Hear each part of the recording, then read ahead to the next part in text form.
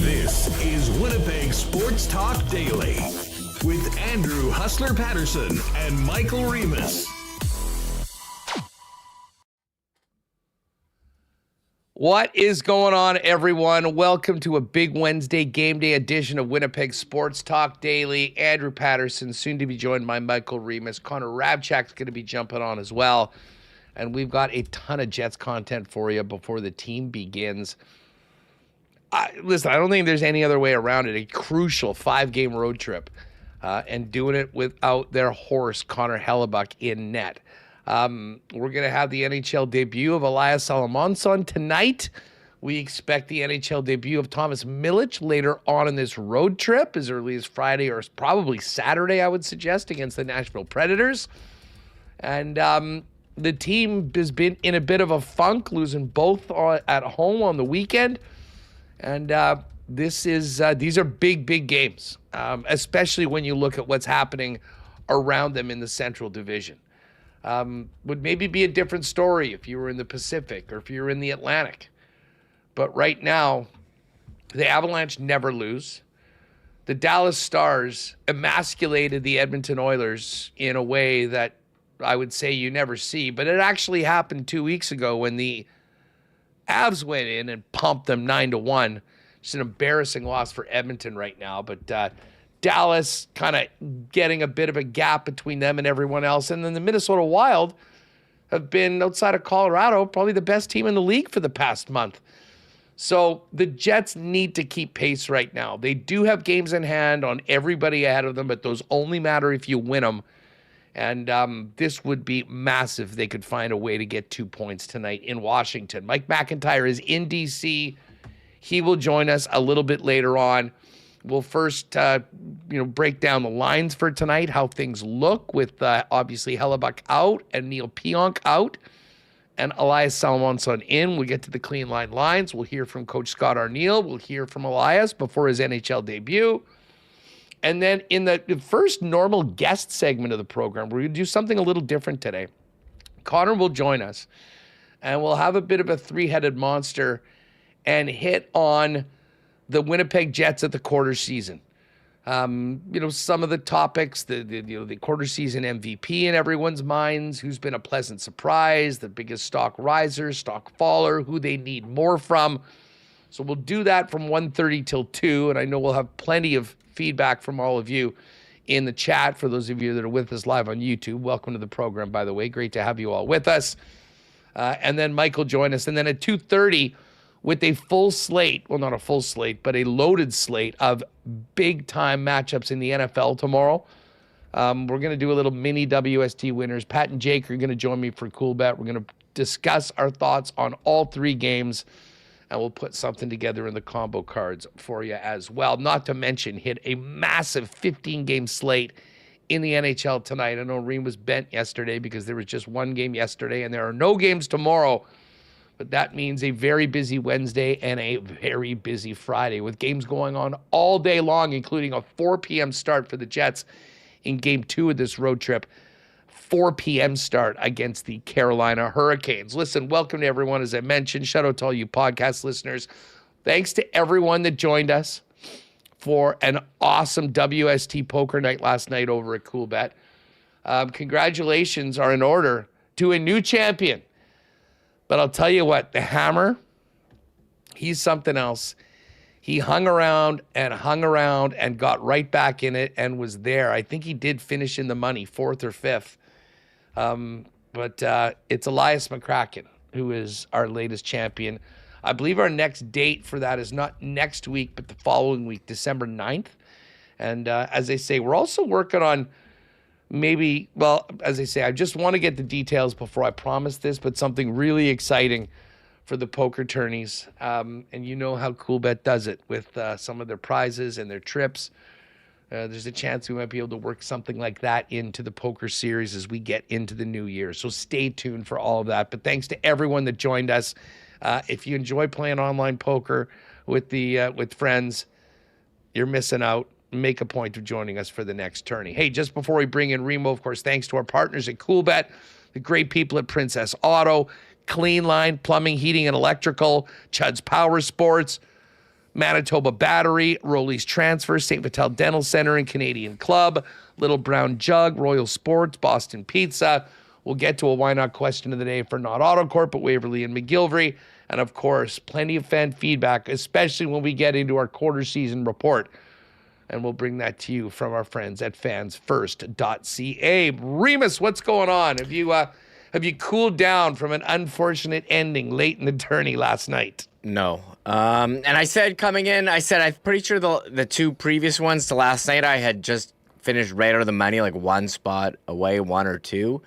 And I was trying to get in the money, and I was the chip leader for a lot of the tournament, and, top 3 in chips, it was alternating, and we got down to the final table, and I don't know, I think I choked a little. I was not playing the same way I was playing early to generate this big chip stack, and busted out in 6th place right before the payouts, and good thing there wasn't a camera here. No one was awake, because I was throwing things. I almost broke my TV. I had to rage clean my office while blasting heavy metal in my headphones for an hour after.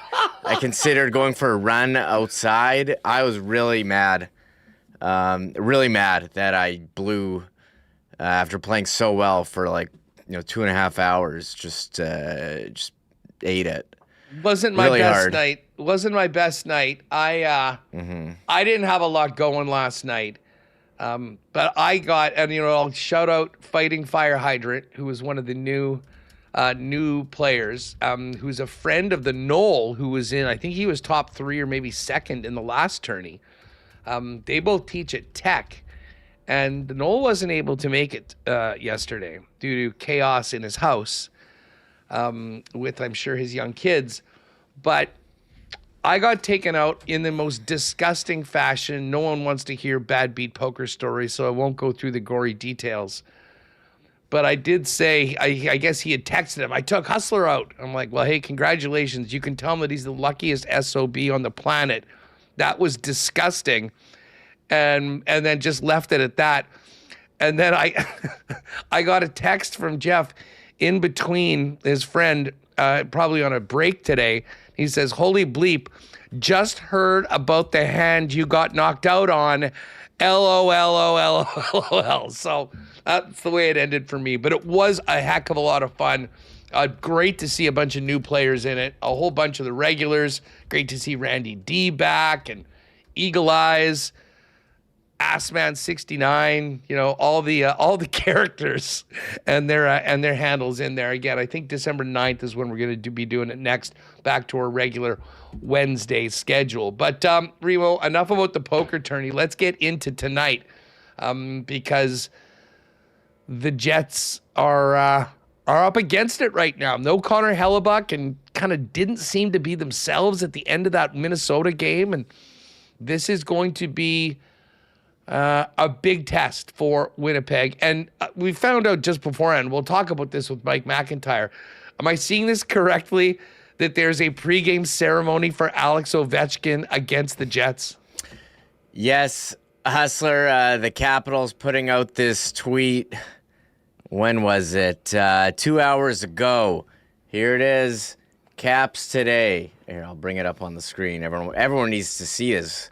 Capitals will hold a special pregame ceremony tonight to honor Alex Ovechkin for becoming the first player in NHL history to score 900 career goals and the 8th player to play 1,500 games with one franchise. I'm pretty sure the Capitals just looked at the schedule saying, hey, when can we do this ceremony? When's a good time? Oh, let's do it when the Jets are here. And if you recall, it was last March and where Nikolai Ehlers said to the media, I feel like every time we've played against Washington, there's some type of milestone that he's hit. Well, Alex Ovechkin scored his 600th career goal against the Winnipeg Jets.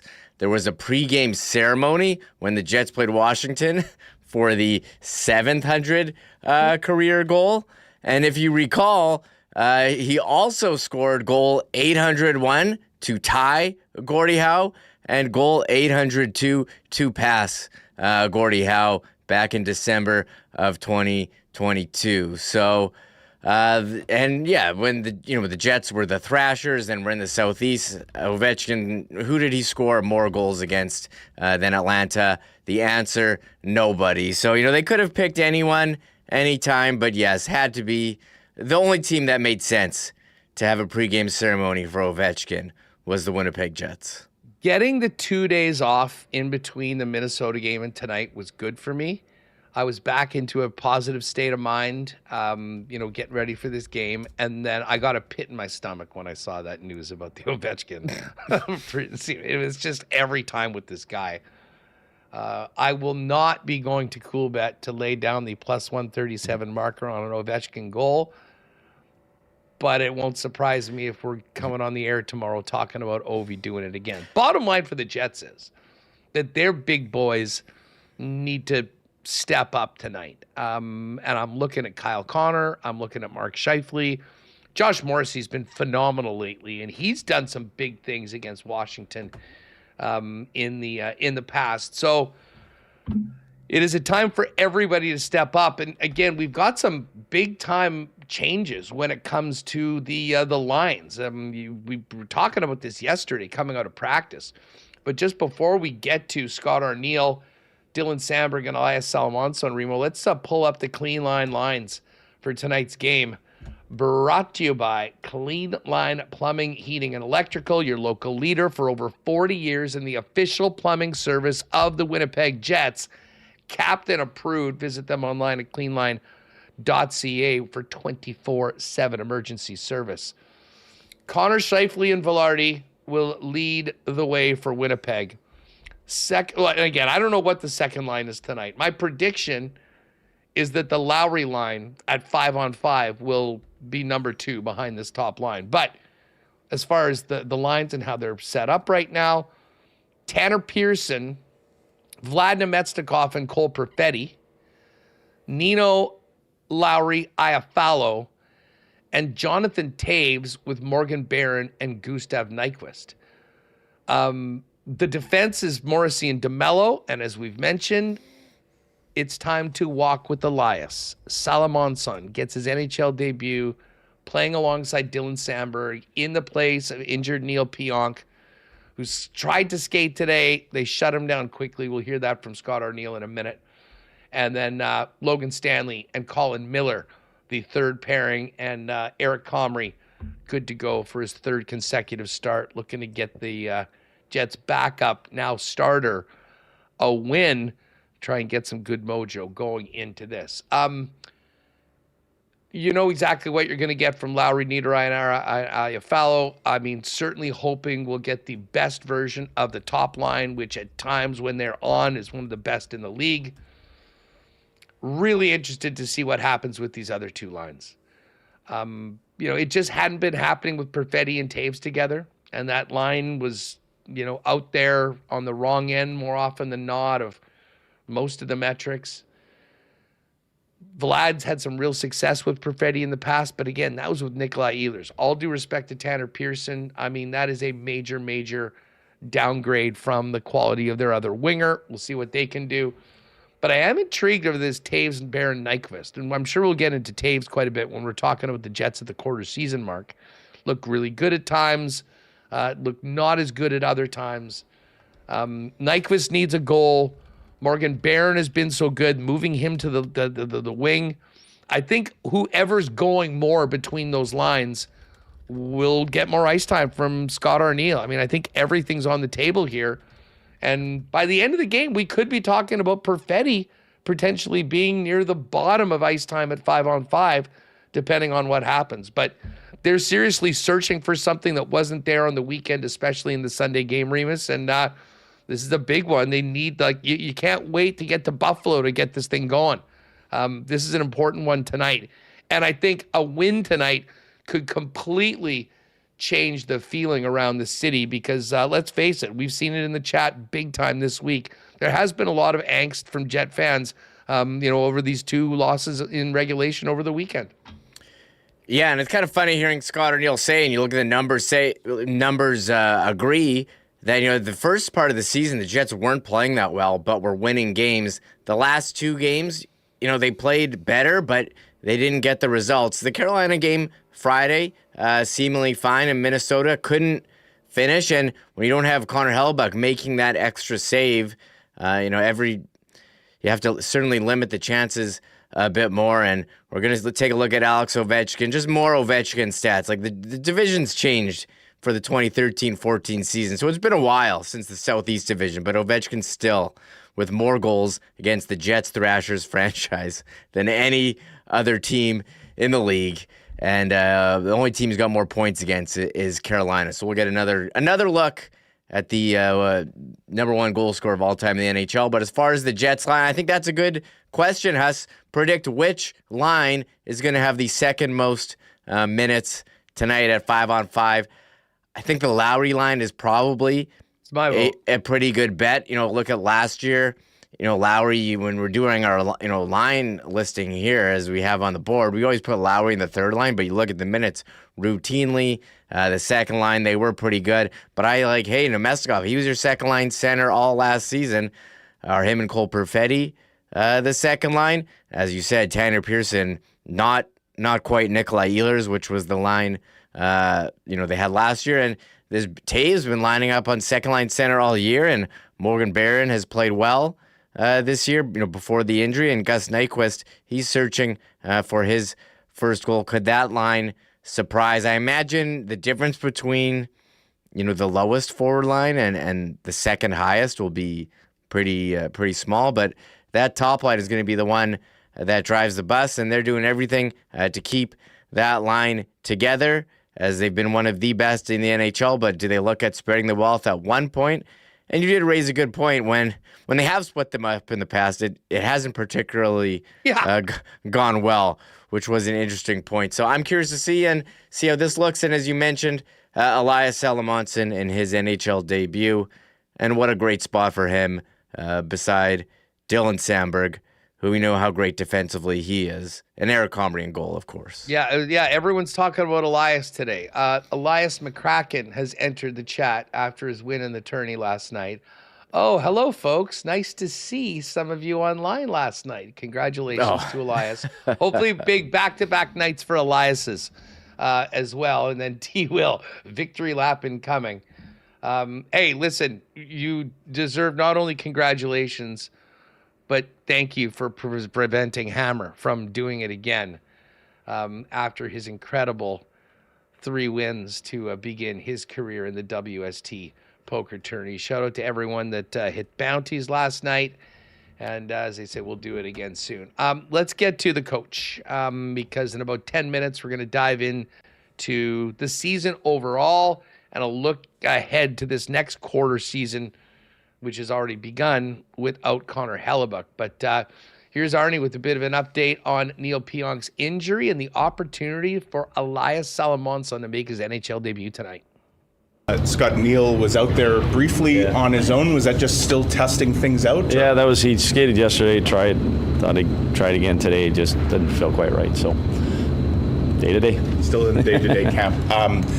So Elias goes in, and you're going to keep him with Dylan Samberg to start? I mean, there'll be some juggling around between him and Stan. I mean, maybe it's the odd time with J-Mo. Depends where we are, coming off power plays, penalty kills. But the plan is to start there with Sammy, Do you see a lot of similarities in those two players?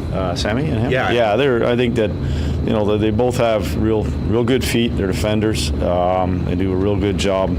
Penalty kill, and then going back for pucks, making those first passes.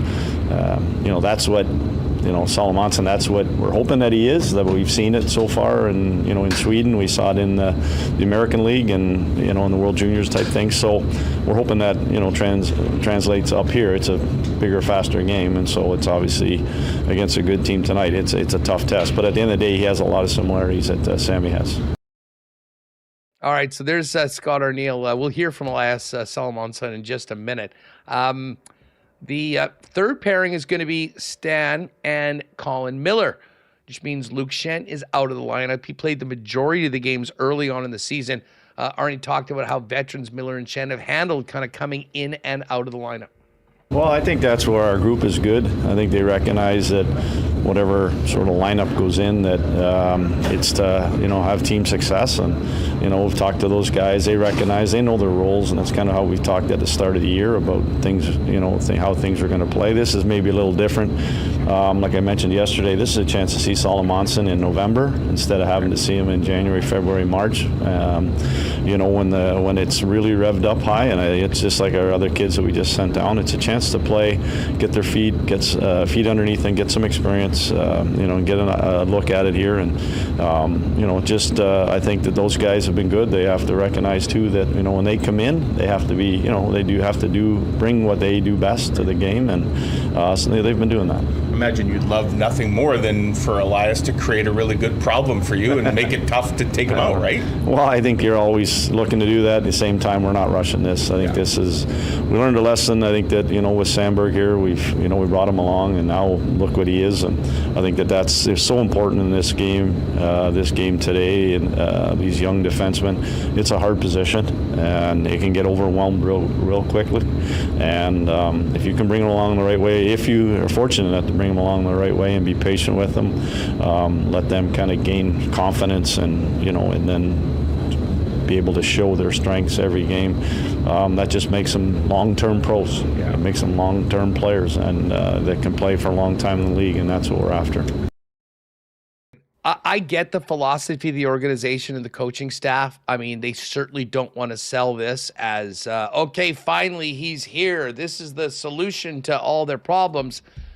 But from Elias's perspective, this is the opportunity this kid's been working his entire life for. And we've seen many times before guys that get an opportunity ahead of where it was planned because of an injury, and you go in, you show you belong, you show that you're an upgrade, and you just can't take them out of the lineup. Listen, I'm not going to compare him to Matthew Schaefer, who is a phenom and was the number 1 overall pick in the draft. But, Schaefer came in as a rookie, made the team, and 4 games into the season, he's playing 8 minutes more than everyone else. Again, I'm not comparing him to that, but it is all about making the most of your opportunity. He's got that tonight. And I know every Jet fan is going to be pulling for him to have a great showing. And as Mike mentioned, give Scott Arniel some good problems to have as, a bunch of guys that are capable of being in and playing in the lineup. Here's Arnie on how he thinks they've handled life without Connor Hellebuck so far. Our group, it was more before Helly got hurt too, is that our first 10 games, we weren't very good without the puck. We weren't very good in our end of the rink, and that's kind of our DNA is how well we defend. Our second 10 has been a lot better. I think that, we're, no matter who's in the net, we still have to play a certain way in front of them. We can't allow grade A's like we did in the first stretch of this year. That part has improved, and now the other night, we had some chances to make that a 1-goal game, 2-goal game for us, and we didn't. And we've got to stay in those 1-goal games no matter who's in the net. And so we still have lots of confidence when Combs is in there. The guys, he's real popular with this group. So you know what? It's just play the right way in front of those guys, and hopefully that Game Point's doing it. All right, we got one more from the coach. Remo, if you can, let's see how Washington looks tonight. We'll bring up the visitors version of the clean lines for DC, and this is a team that does have some juice from the back end. Jacob Chychrun leads the Capitals on the blue line with 21 points on the season, and that John Carlson for years has been a big part of their offense as well. Up front, it's Ovi, Strome, and Beauvillier. Sourdif, Protas, and Wilson. I have not seen this Sourdif guy They traded a second and a seventh rounder, or a second and a sixth rounder, something like that in the summer to get him. And he started on the fourth line, played a bit in the third line. Now in the middle of a big second line with those two monsters on the wings. McMichael in between Duhaime and Leonard, Dowd, Milano, and Frank. And the defense pairings are Fairbury, Carlson, Chychrun and Roy, and Sandin and big Dylan McIlrath, the Winnipeg native. Looks like Charlie Lindgren getting the start tonight for the Capitals. Here's Arnie on how much the Washington D adds to the offensive pop of that club. Yeah, we're looking at some video this morning, obviously from last year as well. Carly and that group, they're going to be up the ice all the time. So you got to recognize it, and that's the importance of defending. When you do what you have to do, it isn't just in our end of the rink; it's beating them back up the ice, them getting in the cycle. It's all kind of being on the same page. They do a good job of having motion and movement with their D, but they also do a good job of attacking the net. Bodies at the net. They get some big bodies out there that, they like their high tips and, situations like that. So you have your hand full against a D like this. We've seen a couple of these teams recently that have very mobile D. So it's something that, again, we got to be sharp. So there's the coach. Now, before we hear from Elias Salomonsson, let's hear the veteran of the pair, Dylan Samberg, who, as Scott O'Neill mentioned, had sort of similar path to the National Hockey League. Here's Samberg on being paired with the rookie playing his first NHL game. Still remember my first, and pretty excited about it. Obviously, you get the nerves and everything, and you just got to get to the first few shifts and then settle in the game. At the end of the day, it's just another game of hockey, but obviously very exciting for him. Kind of curious for you, obviously, for him it'll be Alex Ovechkin on the other side. For you, how long did it maybe take? How many games did it take before you stopped maybe necessarily seeing the opposition as holy crap and someone that, okay, this is my matchup and this is what I got to do to be successful? I feel like you have to go through pretty much every team to really get over that. But I remember even my first few games we ended up playing Washington, and I had the same exact thing. Played Washington, Pittsburgh, and Sidney Crosby and Ovechkin. So obviously two guys that you grow up idolizing and whatnot. So just got to get through that. But it's one of those days you just got to really sit back and enjoy it. Obviously do your best and everything, but enjoy it and know that everyone here is going to be cheering them on. And one more from Slamberg. Here's his thoughts on the key for their D pair to be successful tonight. Yeah, I think mainly just simplicity, especially in the first period. Just getting the pucks on and off our stick and up to the forwards, let them do the work. But we've had a few preseason games together, so I know how Sal plays, and obviously he's got a lot of offensive upside to him. So let him do his thing, and I'll take care of the back end. So there you have it, Dylan Samberg. And, of course, he speaks of Elias Salomonsson, who's making his NHL debut tonight. Here's Elias on getting the call to walk down the hall. Yeah, it was last night. Mo called me, our coach, down there in the Moose. A lot of excitement, of course. This is something to dream of, so a lot of emotions right now, for sure. All right, now you get this opportunity. He came into camp hoping to make the team. You go back to the Manitoba Moose. You play well. Here's his mindset on, getting this chance after being sent down at the end of training camp. I think I went down and played my game. Played 40 minutes down there. So I felt like I earned the call-up. So. Did it take a while to get over the disappointment? Yeah, of course, you're disappointed first, but then you have a job to do. You have to play your games and try to get back up here. What is it going to be like if you get a chance to step on the ice tomorrow night and all of a sudden the grade 8 is across from you? Yeah, it should be awesome. Something you dream of, so it should be fun if that happens, yeah. Ovi, that guy, if he's across from me, yeah, you blow him up, Elias. Hey, listen, he's excited. He's got a lot of confidence. This is, of course, from yesterday after practice before the team left. Here's just one more from Elias, asked on how long he's dreamed of putting on that jersey and calling himself an NHL player. Yeah, many years, ever since you start watching it on TV. I think every kid dream of that. So lot of excitement for sure. In your dream, how does the first game go? Score a goal. It has to help too, though. That, I mean, we're going based on what we saw in practice. I don't know how much the coaching staff has talked to you, but to break in with a guy like Dylan Sandberg, could you ask for anything more? No, I don't think so. He's one of the best defensive guys in the league, I'd say. Such a good stick, and a guy you try to learn from every day and see how he handles himself on and off the ice. So.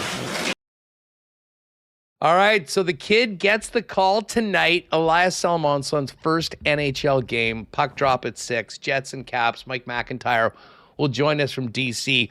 in less than half an hour, but we're going to get to the Jets and the quarter season mark in just a minute.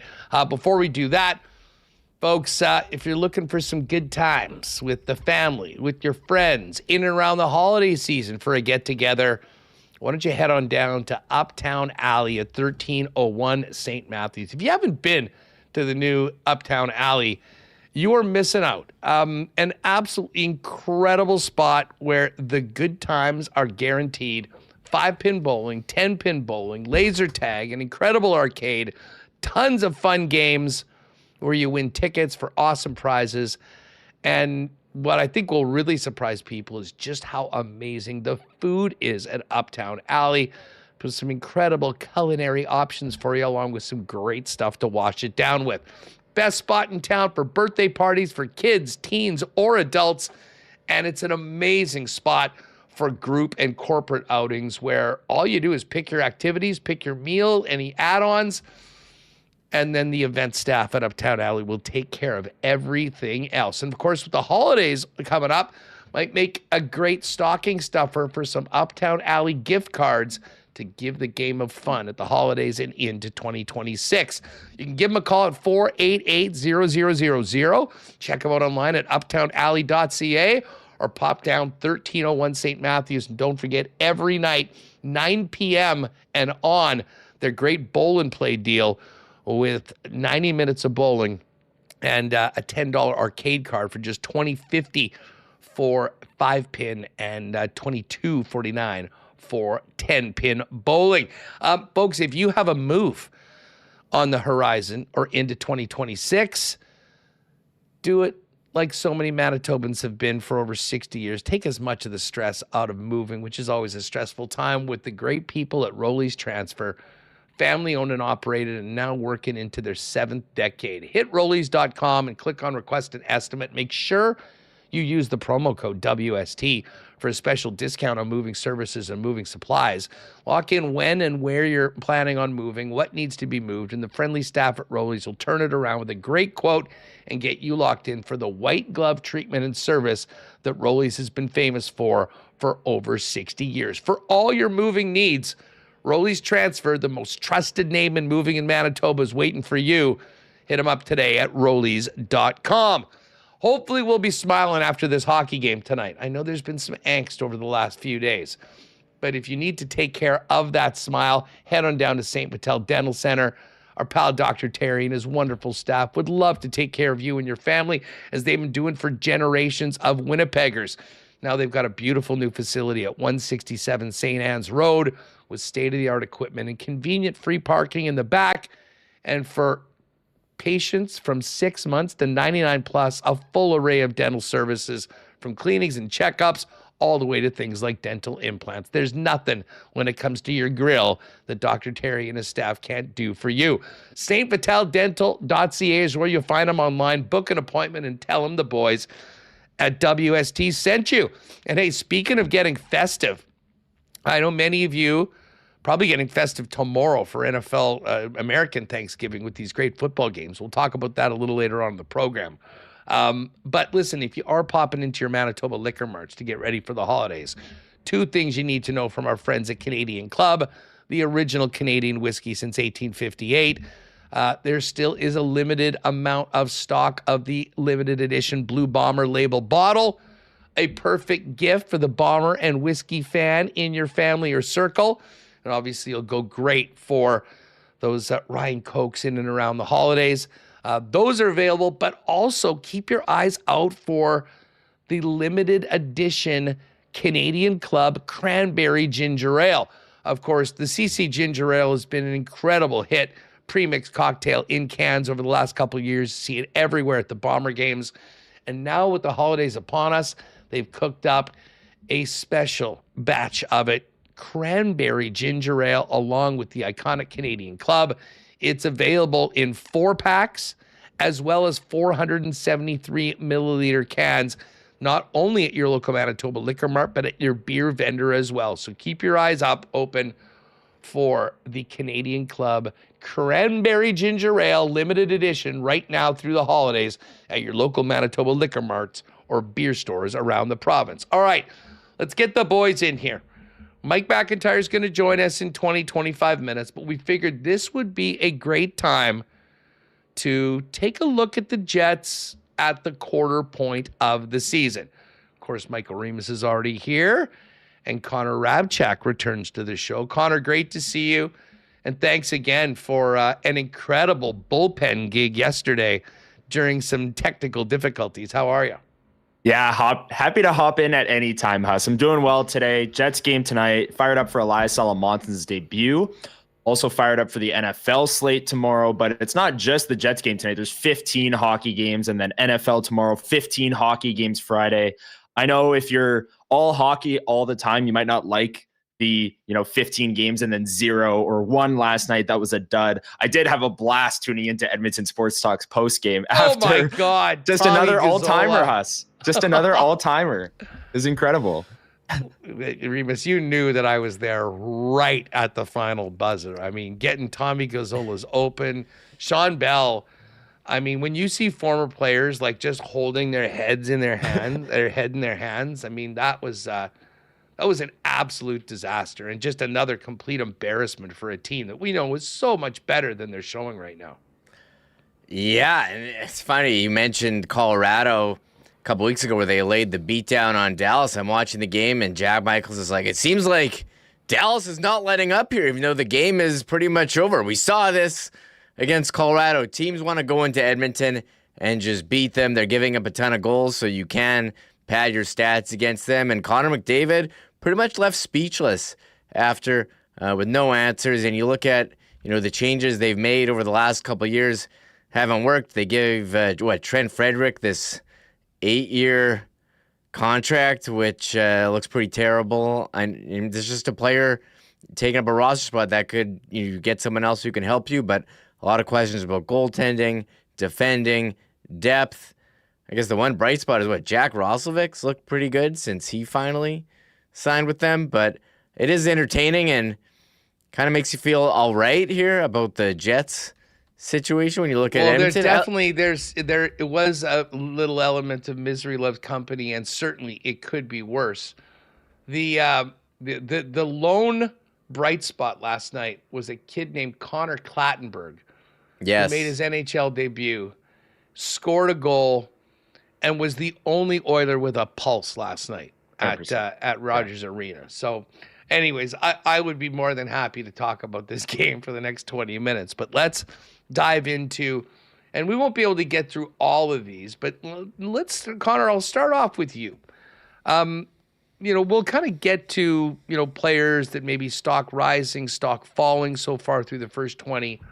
But when you look at the team where they are, 3 games above 500, I mean, right in basically by points percentage, just above the playoff line, although the points are only good if you earn them in those games that you have made up. Where are you going with the first quarter MVP for the Winnipeg Jets?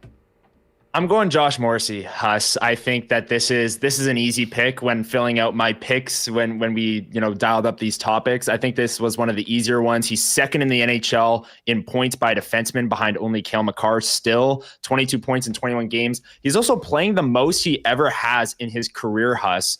24 and a half minutes. That's the highest average time on ice per game for Josh Morrissey. Filled in great with Dylan Sandberg out. The Jets have outscored their opponents 24-15 with Josh Morrissey on the ice so far this season. So he's playing the most he's ever played in his career. He's second in the NHL in points by defenseman. The Jets have an over 60% goal share with him on the ice. I don't know where this team would be at right now if it wasn't for Josh Morrissey and what he's been able to do so far this season. So I'm taking him as my quarter season MVP. And I mean, Hellebuck's hurt now, but frankly, I don't think it's really close. I mean, you could have gone with Hellebuck personally, but Josh Morrissey kind of runs away with this for the first quarter of the season for me. Remo, what about you? Yeah, he's the MVP of the league last year.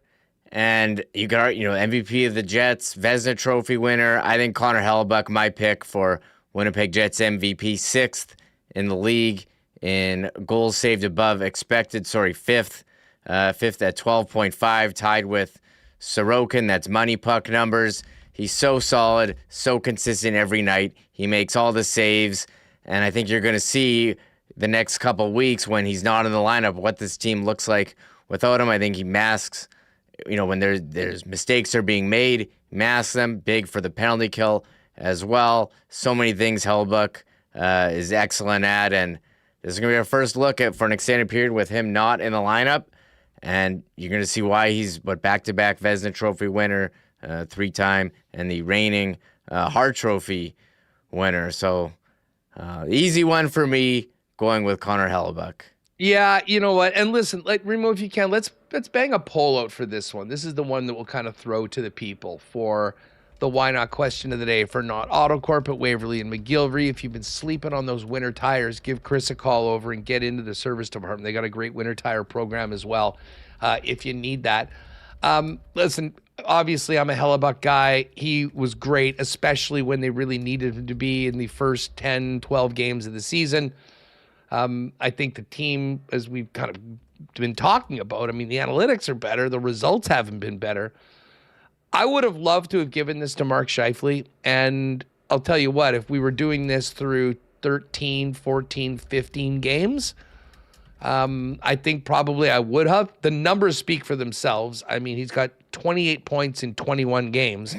He's on the best pace of his NHL career production-wise. But I have to go with Connor. And I mean, maybe this is a little recency bias.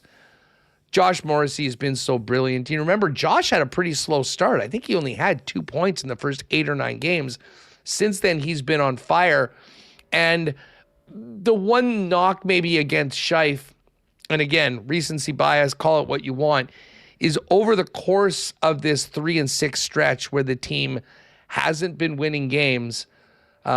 Maybe they're the victims of their own success, but you really notice the first line when they haven't really had it. They haven't had the juice. They haven't been dangerous because of how much it's on their shoulders. I would be fine with the argument for any one of these 3 players, but I think I'm going to roll with Josh Morrissey for the MVP. But let us know. We'll put a poll up in the chat, and at the end of this, we'll do some fan feedback from fansfirst.ca. This one, we were going to talk about the most pleasant surprise so far this season from a Jets standpoint, as well as the biggest stock riser. Maybe some people would have different answers for both. I have a feeling it would be sort of the same. So, Connor, if you want to take one or two or both of those together, who's maybe exceeded your expectations the most so far this season? Yeah, I'll go with biggest stock riser because I'm not sure if it's surprising, sure, but I think we always knew that this player always kind of had it in him. It's Morgan Barron for me. He's got 3 goals, 3 assists, and 6 points, in 15 games. He missed 6 games with an injury, but maybe it's the fact that, and we'll get into maybe the Jets' biggest weakness a little bit later on, but the team speed hasn't always been there for this Jets team. So maybe it's a matter of, you see the lack of speed, and then Morgan Barron hits the ice and he's just flying out there. He's got the tools. He's got the size. He hits guys. He's scoring goals this year, on pace for 16 goals. That would be a career high for him. So I think I'm not necessarily surprised. Yes, it's surprising that he's kind of taken a bit of a leap, at least to start this season. But I always thought that, Barron with the speed, with the size, could be a guy that could raise his stock in very short order. So in terms of stock riser, I'll go with Morgan Barron there. And then pleasant surprise. People might disagree with me on this, but I might actually go Cole Koepke. That's a bit of a surprise for me. He wasn't here last year, so I wasn't sure about the player, but I think he's been very effective on the penalty kill. We've talked a lot about the Jets penalty kill and how it's been good to start this season. He's flying out there. He brings a team speed element. He's physical on the fourth line. Now, if you want to disagree with me and bring up the fact that he has no goals yet, absolutely, that's totally fine. But in terms of a player who wasn't here and I thought is providing a little bit more juice on that fourth line than I would have expected, I'll go Cole Koepke for pleasant surprise. But biggest stock riser, Morgan Barron for me. Remo, what about you? Okay, I've got a different one for riser and surprise. For surprise, I'm going to say Logan Stanley. I think he's had a lot of good games. He stayed in the lineup, which he wasn't able to. Last year he had some injuries. He's been healthy. They've needed him too. I mean, that's the other part of it. And I'll just cut to the chase. I'm with you on Stan. He's been a guy that, much maligned for all the reasons. Watch any show for the last 4 years, and chances are you can go to the chat and you'll be reminded of some of them. But Remo, he has been really good. They needed somebody to step up with Samberg out. And I mean, listen, don't take it from me. Take it from Marat. He came on. We were going through all of those the contracts, and Logan Stanley is so far this season, based on all of those metrics, been providing some really good value in excess of his contract right now. And, he's been getting some offense too, Reem. Well, that's the thing I was going to say. He's got 9 points in 21 games. That's more points than Alex Iafallo, more points than Jonathan Taves, more points than Nemestikov. I mean, these are guys who are playing second-line minutes, who are getting power play time, and he's outscored all of them. He's almost doubled Neil Pionk's points. Neil Pionk's got 5. So I'm going to go with Stan as a pleasant surprise. Congrats to him on a good start to the season. 3 goals in the season so far. Could be on pace for 12 or 10. To note, he did score 2 goals in a playoff game once on Carey Price. So we do have to give a shout out to that as always. So big Stan, 6th on the team in points, giving it to him. Yeah, listen, I'm with you on I would say the stock riser / pleasant surprise has to be Logan Stanley so far this year. And listen, we haven't heard a lot about Stan. I mean, there's still people that, that are just, I think, they've spent 3 or 4 years telling everyone that the guy sucks. They don't want to sort of accept the fact that he's exceeded everyone's expectations and played an important role so far in the season. So I will definitely give that to Logan Stanley for stock risers. I'll tell you what, I do have a pleasant surprise. And this might surprise some of you, the guy that I'm going to mention, but it's Adam Lowry. And it's not Adam Lowry that, we know who Adam Lowry is. He's the captain. He's the heart and soul of this team. The pleasant surprise for me is that it took him all of a game and a half to get back to a level that I wasn't sure was even going to be there post-surgery. Like, I was really concerned about how long it would take Lowry to get back. And listen, on the other side of 30, having a surgery that has really impacted players in a major way, more than most others in, historically. The fact that Adam Lowry has looked so good so far this season, to me, has been a pleasant surprise, and one that's very much welcome right now as they're kind of trying to find their way in a bunch of the other categories. I didn't say my riser, but I didn't think it was possible. But I'll say Dylan Samberg. His importance to the Winnipeg Jets, if you didn't know it before, I think was really shown with his absence. Connor put out the stats, the 16 games without him, in terms of shot attempts against, expected goals against, scoring chances against. They were the bottom of the league. And at the time of the tweet, in the 5 games with him, they completely reversed. And we said in the offseason they should have signed him long-term. They should have found a way. I think his price is going up. However, they traditionally pay for guys with points. He doesn't have one in his 5 games, but his importance to team defense, immense. if you didn't already know. You're not going to get any arguments here. And listen, I think we're going to see that in spades tonight. Anchoring that second pairing along with a kid making his first start in the NHL. And listen, I think it's a credit to Elias and what they think of him that they're putting him in this role. But it's also a major tip of the cap to Dylan Samberg that he's the guy to bring a rookie in and be ready for some primetime minutes against, one of the best teams in the National Hockey League and an all-time legend, the guy that scored more goals than anybody in NHL history in Alex Ovechkin. Let's move over to a stock faller and a player the Winnipeg Jets need more from. Connor, back to you.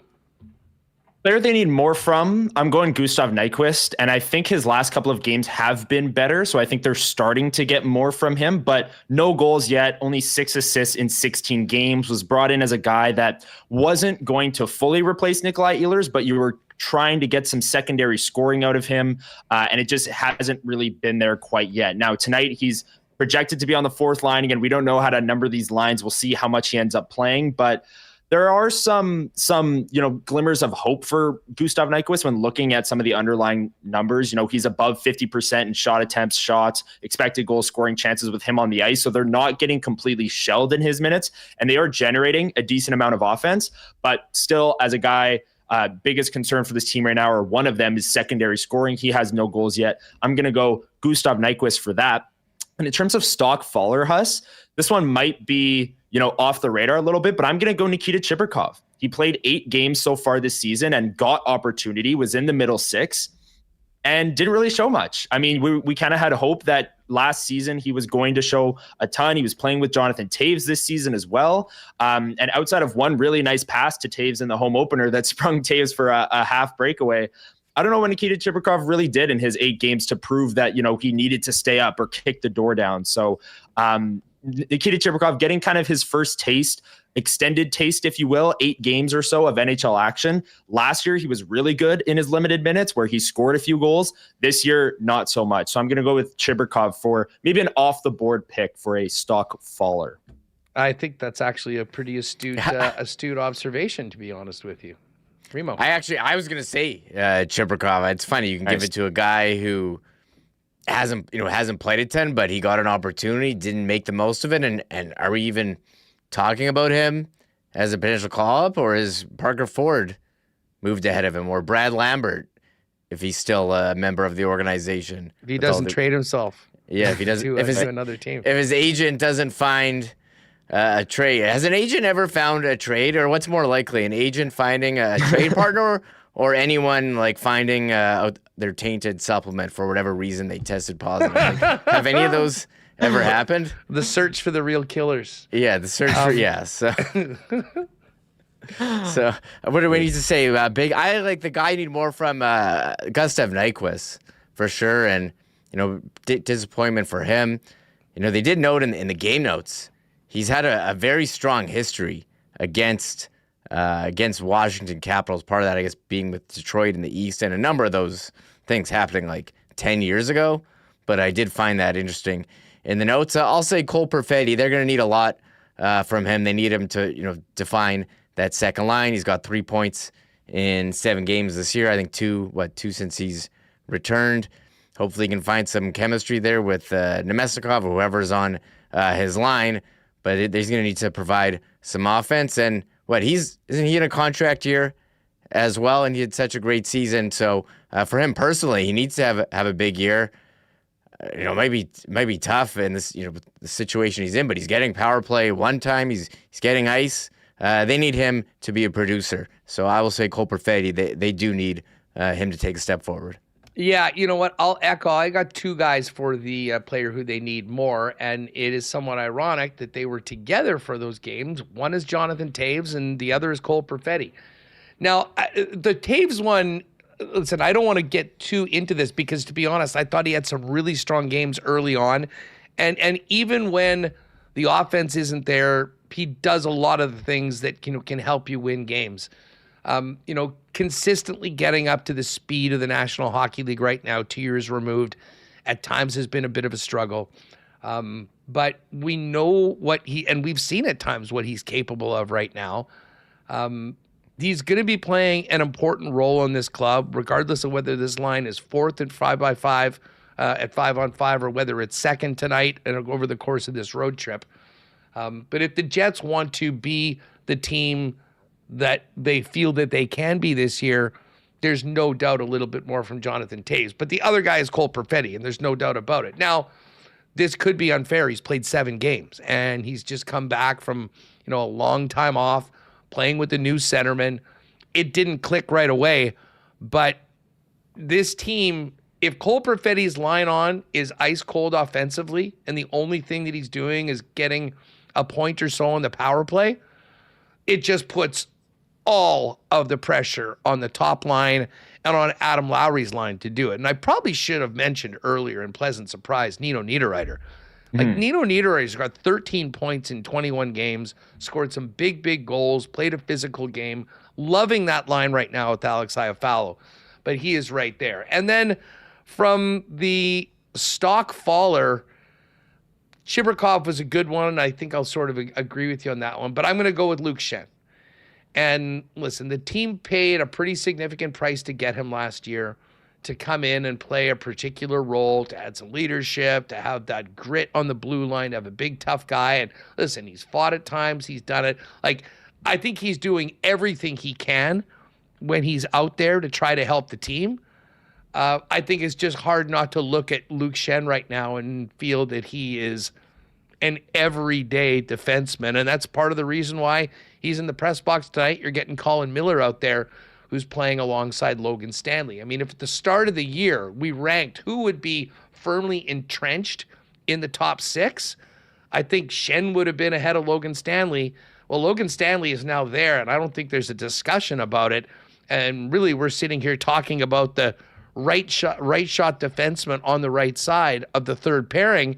And who knows what's going to happen over the course of this road trip, because Elias Salomonsson has entered the chat, and if he plays well, he might give him we might give him a real run for some time. But love Luke Schenn as a Jet, as a teammate, as a guy kind of doing some of those other things.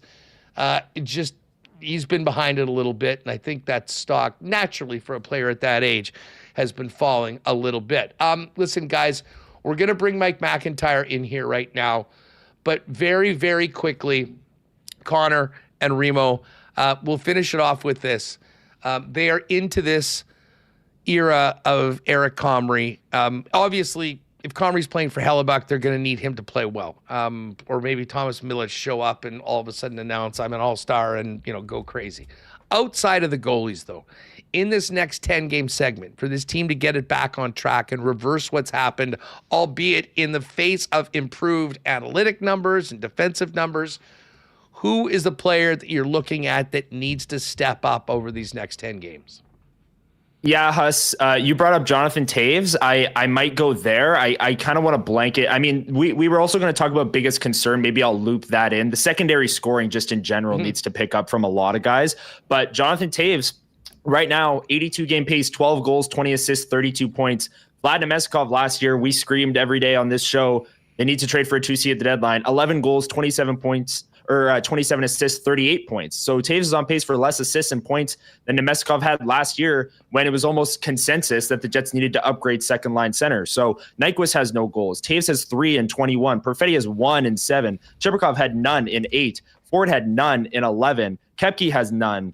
Pearson has 3. Niederreiter has 4. Iafallo has 4. I think the secondary scoring really needs to get going here. So if I had to single out maybe one player who needs to step up over these next 10 games, I'll say Jonathan Toews, but as a collective, I'll go with the secondary scoring needs. Yeah, the only reason I wouldn't take Toews is I said a million times, folks, let's not judge this in the first 20 games. Let's give him some time to get going. I think it was the fact that he had such a good-looking start to that series, or maybe even half the season. I'm if things are going to go well for the Winnipeg Jets and Toews personally, there will be a gradual incline, into the second half of the season. We'll see. Remo, what about you? I was going to say the same thing. Some of those guys that, I mentioned Logan Stanley, 6th on the team in scoring. Some of those guys that he's got more points than, Iafallo, Niederreiter. Sorry, Iafallo, Taves, Nemestikov, those guys. But I'm curious to see if Morgan Barron can carve out a bigger role in this stretch here. If they need him, you've bounced around Taves and Nyquist. I know Barron's, but he's with them. But you've seen his speed. He was putting up points. Maybe him or Perfetti, now that they've settled in after their injuries, they can be productive. So I think secondary scoring.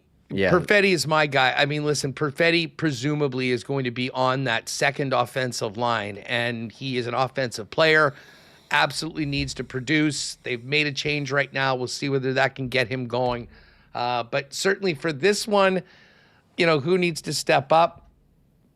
The all of the above thing can also be ticked because of the situation that they are in. Great stuff, guys. Thanks so much for jumping on, Connor, and enjoy the game tonight. And we'll look forward to post-game coverage after the game up on the WST channel. And if you're going to bed, it'll be ready for you for your drive to work tomorrow morning, or in your inbox, or of course over on the YouTube channel.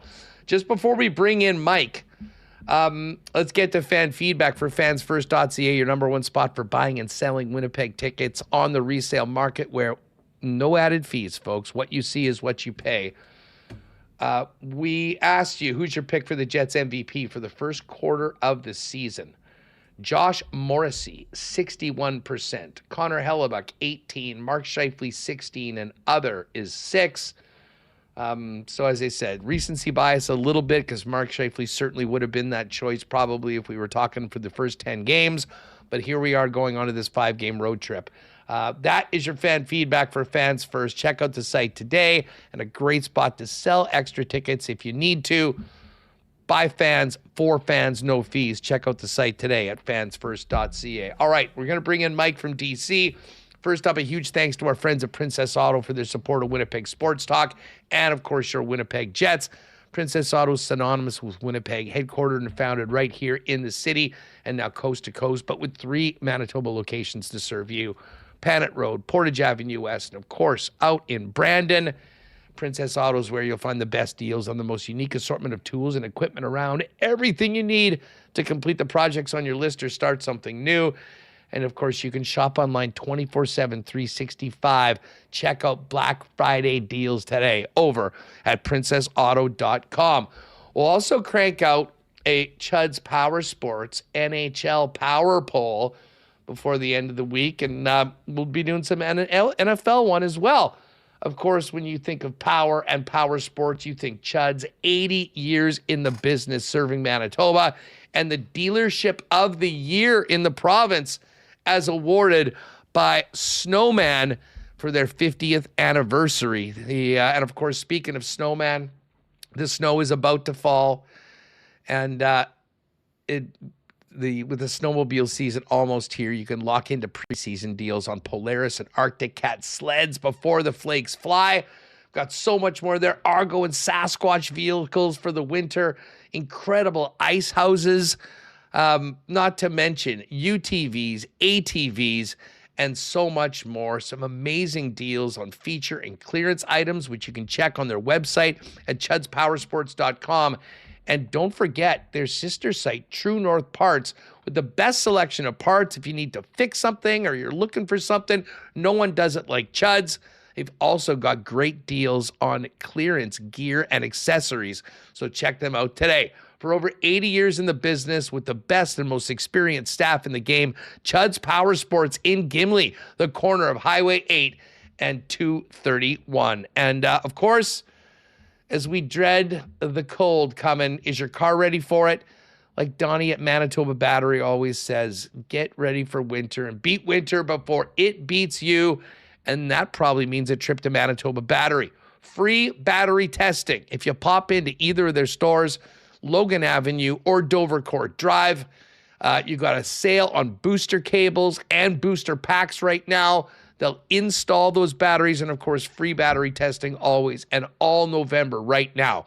Do not overpay at the big box stores. Get the best prices in town on the battery you need with the best in customer service at Manitoba Battery, 2 Winnipeg locations. Give them a call. They'll deliver to you citywide as well. And, of course, you can also order online at manitobabattery.com. All right, back to the Jets we go. And Mike McIntyre joins us from D.C. as the Jets begin a 5-game road trip tonight. Mike, what is going on? How are you? I'm doing great. Good to be here, figuratively, literally, on the show in D.C. and on board for what should be a very interesting Jets road trip. They didn't play very well on the last one, and all that good grace they had built up with a nice start to the season has kind of disappeared. So just being in the room this morning after the skate, definitely get a sense of, I won't say desperation, but I don't think the sense of occasion is lost on these Jets. They know they can't afford to tiptoe into this one. They need some results, and makes for an interesting matchup because I forgot, Huss, this Capital One Arena has been an absolute house of horrors for the Winnipeg Jets. Now, they are on a 1-game winning streak in this rink. I take you back. I actually forgot about this till Josh Morrissey mentioned it this morning. Do you remember the game here last year? They came to Washington. They had lost 11 in a row in this city, dating back like almost a decade. Josh Morrissey, it was an absolutely bananas game that ended when Josh Morrissey scored the overtime winner and then immediately made a beeline off the ice. There was no celebration. He exited stage left. And if you recall, Morrissey had a terrible game. I think he was like -4. And then he scores the overtime winner. And that was a let's get out of here with the 2 points we just stole. So, hey, the Jets aren't in a position to, they'll take a win any way they can get it. This just has been a place that has traditionally been very, very difficult for the Jets to have any success in. We'll see if that can change tonight. Yeah, I have a lot of PTSD for just East Coast road trips in the past for the Jets. They've been, consistently a pretty good home team. And there's been times where they've gone out to the East and, with a bunch of games that you feel are winnable and just not getting them. And, Washington, obviously last year was really good. Year before, maybe not quite there. It didn't really matter. But to your point about the current plight of the team, listen, the road trip was ugly. It was 2-4. They squeaked out that shootout win in Calgary to avoid it being 1-5. And you come back with a strong 60-minute performance against Columbus, and then you run into 2 really good, really hot teams on the weekend.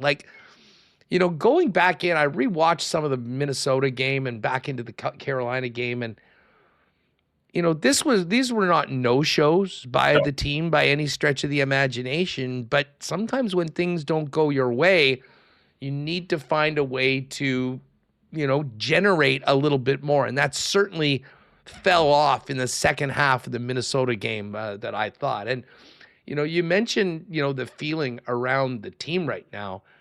That actually, I'm glad that is the case, because this is certainly, even though it's this early in the season, with what's happened over the past 10 or so, there has to be a sense of urgency for the Winnipeg Jets to raise their collective level of play, including finishing, because this is a time without Connor Hellebuck that they're going to need a little bit more than maybe they have normally, knowing that they've got a guy with 3 Vezina trophies behind them. Yeah, and it speaks to just how competitive the Western Conference is. If folks haven't taken a gander at the standings lately, you got the Colorado Avalanche that are kind of threatening to lap the whole field with their incredible start, but the rest of the standings are pretty jam-packed, and, a stumble, and the Jets have had a stumble here, certainly over the last 9 with just 3 wins. In the span of 9 games, the Jets went from one of the top teams in the NHL by record and points and point percentage to now in the bottom third and outside the playoff line as we approach U.S. Thanksgiving. So, I think everybody recognizes they can't afford another kind of 3-6 run over the next 9 here. And if they do, they're really going to have their work cut out for them, trying to play catch up for the rest of the year. Maybe much like the first 20 games or so when they were going to be without Lowry and Samberg and Perfetti, and the idea was to try and tread water. I'd say they did a little better than just treading water. They certainly kept their heads above water. Now for this next stretch without Connor Hellebuck, they have to scratch and claw to survive here. And I know, as much as people might want to pin these last couple losses on the loss of Connor Hellebuck, last I checked, Connor Hellebuck has 0 career goals scored, and didn't matter who was going to be in net against the Wild the other day. The Jets were going to lose that game because they didn't score a single goal. Yeah, we did a deep analytic dive and ran the numbers, and the percentage of teams winning games scoring 0 goals continues to be low in the NHL, Mike. Yes, I think there was a game the other night where technically both teams did get a shutout, because I think it was 1-0 in a shootout. So it is possible to actually lose a game or win a game when both teams score 0 goals, but that's rare. But yeah, I mean, I know you guys were talking about it just before I came on. I mean, they need some other guys to start chipping in. They can't be a one-line team. But to your point, Huss, about the last couple games, yeah, these were not no-shows. For folks who follow the Money Puck website, I always get a kick out of the deserve to win meter. The Jets, if you go by their metrics, the Jets deserve to be on a 3-game winning streak right now, because I think the metrics were something like 56% deserve to win against Carolina, and I think it was like 64 or 65% against Minnesota. Now, in that sense, Huss, the script has kind of been flipped here a little bit. The Jets won some games earlier in the year that the deserve to win meter would have suggested they ought to have lost. And that's what elite goaltending and timely, efficient special teams can do. Well, they don't have Connor Hellebuck anymore to save their bacon. And, the special teams are still okay, but not great, not in the absolute upper tier of the league. So they need some 5-on-5 scoring. They need some secondary scoring, and that's kind of dried up here. And yeah, maybe you could argue they deserve better, but at the end of the day, it's a results-oriented business. The Jets haven't got the results they've needed, even though I think collectively they do feel they are playing better than what the record shows. And I guess there's the challenge, right? If you're the Jets and you feel like you're doing a lot of the right things, you have to stick to that and not get too desperate where you now start, getting away from that and opening yourselves up to maybe some of the mistakes that can really cost you. But you also need results. And so you got to be patient. And that's where I suspect the Jets being a pretty veteran club will help them, as opposed to like if they were a really young team kind of going through this, you'd maybe worry about their temperament and that they might start cheating the game. I don't get that sense, certainly. But yeah, I mean, I think everybody knows that they have to collectively be a little bit better here. And I'm interested to see tonight, what the injection of a guy like Elias Salomonsson. I was talking to Colin Miller this morning, Huss, about just how the Jets, because they have so many veterans on the team, they don't get a lot of firsts anymore. First goals, first NHL points, first NHL games. Like those milestones, for the most part, have all come and gone with this group. You look at teams, like Anaheim and Chicago, like they're getting all these firsts every other night. Jets don't have that. They did get Brad Lambert's first goal earlier in the year, but that's about it. But I do get the sense that seeing a kid like Elias Salomonsson, we'll probably see Thomas Milic get his NHL debut later on this road trip. Those are things that I think some of the older guys almost rally around. And when you're a Jets team looking for any kind of spark, you'll take motivation in whatever form it comes. You'll take spark and energy and enthusiasm, and maybe the debut of Big Elias can do that tonight. let's get into that, Mike. This is, I think we would agree, the Jets' top prospect, regardless of position right now.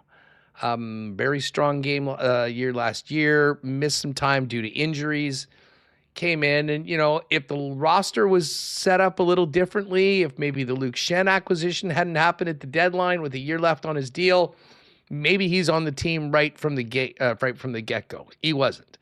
And like I said this before earlier this week, but when you're talking about prospects, especially with a team with the philosophy of Winnipeg, right, you're not ready until you are, or until you're needed. And there's a long list of guys that were biding their time, waiting for their opportunity, and then it came, and they made the most of it, and they didn't look back. Right. I know you asked Scott Arniel, wouldn't it be great to have a good problem of a young man that's playing so well? And I mean, I totally get it. He doesn't want to put more pressure on this kid before he skated a shift in the NHL.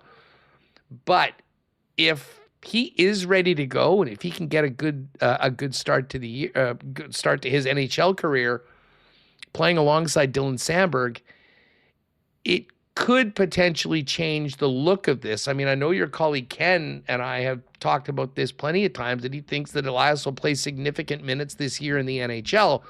Maybe we didn't think it would be before December even hit, but here we are right now, and this is a big, big opportunity for him to kind of show that the excitement that people in the organization had about him was justified, and it's not a next year or the year after thing. It could be right now. And man, what a great place to start with Dylan Samberg on the other side. Yeah, a guy that I think Elias Salomonsson's been compared to in a lot of ways. And it was interesting that Scott Arniel this morning, you mentioned the clip where I asked him about could he potentially, force his way into the lineup here on a more permanent basis. And as you said, Scott Arniel doesn't want to put the cart before the horse, but he talked about the development plan of a Dylan Samberg, and I would say he collectively patted the organization on the back for the way they manage Samberg's ascension to the NHL ranks and the player that he's now become. Of course, the person that bears the most praise, I guess, for that is Dylan Samberg himself. The old, you can lead a horse to water, but you can't make him drink. But, with Elias, yeah, I mean, this could be, like, let's face it, Huss, the Jets don't have a whole lot of faith right now in either Luke Schenn or Colin Miller. If they did, those guys would be playing, bigger roles than they are. As it is right now, and I think we can all agree, like, the Jets didn't want to healthy scratch Luke Schenn. They, as you say, they paid a big price to get him. I think they really respect who he is as a person, who he is as a competitor, what he's accomplished in his career. That's not an easy decision, but it's a decision that had to be made. Luke Schenn, quite frankly, was costing them significantly. And, Colin Miller, in the brief looks that he's got in the lineup, hasn't exactly blown the doors off. And clearly the organization, for the longest time, even though Luke Schenn was not playing well, they kind of trusted Schenn more than Miller. So now they're in this quandary where they don't really trust either guy, and now Neil Pionk's hurt. And so what does the right side of their blue line look like? Well, it's Dylan DeMello, and then a whole bunch of question marks. And that's where a guy like Elias, natural right shot defenseman, he's going to play defense first. He's not going to get caught up the ice or, make glaring errors because he's cheating for offense. I think that's where he could really stabilize things. And yeah, I mean, you don't want to look too far ahead, but he comes in and plays well. And I think the expectation is that he's going to play well because he's a very good hockey player. What could that mean big picture if and when everybody's healthy? And, I'll say this, Huss, I think the Jets, they're not in a position where they can worry about hurt feelings or bruised egos. They got to win hockey games. This is a big boy game, Mike. It's professional hockey. It's pro sports. Luke Schenn, of all people, gets it. He's a guy that had to battle his way back to the NHL after basically being cast aside and playing in the American Hockey League. Right. So, I mean, listen, that problem if you have, what could come out of this if Elias plays well?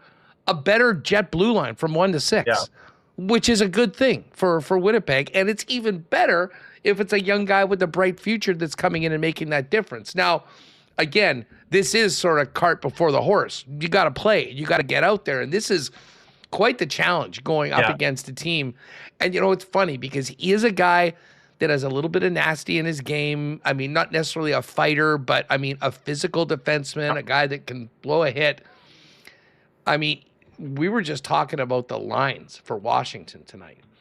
And there is a line right now, the second line. So, if they're matching Morrissey up against their top line, there's a good chance that Samberg and Salo are going to be getting in. Like, Elias could get his welcome to the National Hockey League moment from the combination of Alexei Protas, who's like 6'6", and Tom Wilson, who is the human wrecking ball of the National Hockey League. And tell you what, that's in a way you wouldn't want to have it any other day.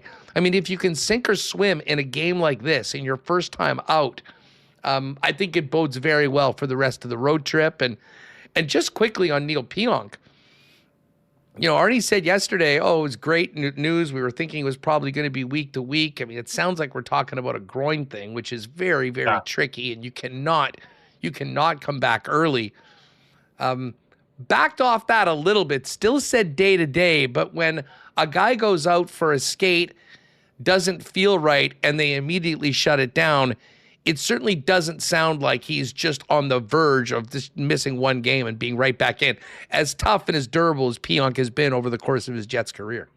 I was in transit yesterday here to Washington, so I wasn't at the Jets skate yesterday, but I saw a video of Pionk moving yesterday. He was moving a lot better yesterday, Huss, than he was today. And he skated longer yesterday than he did today. The fact he pulled the chute, he came out like 15 minutes before the rest of the group today. And I imagine the plan would have been,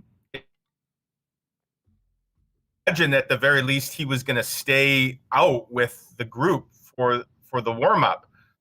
Whether he took line rushes, I don't know. But the fact that he was gone before the warm-up even started tells you, or the morning skate that is, that tells you that, it was not a good feeling. And, so it's day to day for now, I guess. Is this one of those day to day things that when we look back, we go, well, that ended up being a whole lot of days. The days quickly added up into weeks. Obviously, you hope that's not the case. But it is interesting, Huss, that even yesterday when, it certainly sounded more optimistic about Pionk, Scott Arniel was still committing to putting Elias Salomonsson in. Like he said yesterday, he's playing today, which tells me that, let's say Pionk could have gone today, then Elias, I assume, is on the third pair. I don't imagine they would have thrown him right up onto the top pair with Josh Morrissey, where he very well could be playing in the not-so-distant future. Although I'd be intrigued by what Morrissey Salomonsson could look like, and really intrigued by what it would mean for a third pair if you had Dylan DeMello then, let's say Stanley and DeMello, or Fleury and DeMello once he's back. But in any event, Elias was going to play regardless. So, we'll see how long Pionk is out. Speaking of Hayden Fleury, not great news today. And I know Ken Wiebe, he was wondering, Huss, and I've wondered the same thing too, with the Jets clearly not liking what they have on the right side in Shen and Miller. Ken was wondering if the Jets wouldn't give Hayden Fleury a look on the right side when he's healthy. The problem is he's not even skating now. He's had a setback. This is a guy that a week ago was skating and looked like he was closing in on a return to the lineup. Now he's not skating. He's not even with the team on this trip. So who knows when he's going to be back, all because of a concussion he suffered in Vancouver back on November 11th. So that's 15 days ago. and it sounds like he's getting worse, not better, which is not great. So, yeah, I mean, the door is open for Elias Salomonsson, and you're right. He's going to, take on a Washington team that has some big bodies. Obviously, they have some guys that can score, and they're playing well right now. They've won 4 of their last 5, and I was looking. The Caps have put up 23 goals, 23 in the last 4 games. Those are numbers the Jets can only dream about right now. They've had a 7 spot, an 8 spot. They had a 5 and a 3. So they are scoring a lot of goals right now. And that's where, Samberg and Salomonsson, I'm sure, are going to be leaned on a lot to try and neutralize that attack. Well, speaking of goal scoring, Mike, they certainly need a lot more. They've been shut out 3 times this year. Early on in the season, when the analytic numbers weren't too good, they were scoring lots. Yeah. I mean, their goals above expected was an insane number, and you knew that would probably come back to the median. And unfortunately, part of that was, being stymied a few nights. Special teams could be key tonight. I mean, if there is one area where the Jets could have a nice advantage, it's when they have the man advantage and make the most of that. Jets are just under 24%, 7th in the National Hockey League. The Caps PK has been ugly. It's 29th in the league at 72.6. But the bottom line is they got to get the top line back going and got to get the rest of the lines going. And we went through the clean lines earlier today. Connor Scheifele, Velarde together. Everything else outside of the Lowry, Niederreiter, Alafallo line significantly shaken up. Give us your thoughts on Perfetti with Nemetsnikov and Pearson, and Taves now in between Barron and Nyquist. Well, first things first, Huss. Let me throw a rhetorical question out there and ask you for your take. What's the second line? Who's the second line center right now for the Jets? Adam Lowry. I would agree. Who's the third line center? That we'll find out tonight. The last 2 days on the show, and I knew you were traveling yesterday, we were kind of throwing it out to people. Like, let's get the crystal ball out. At 5-on-5 tonight, who rank the lines?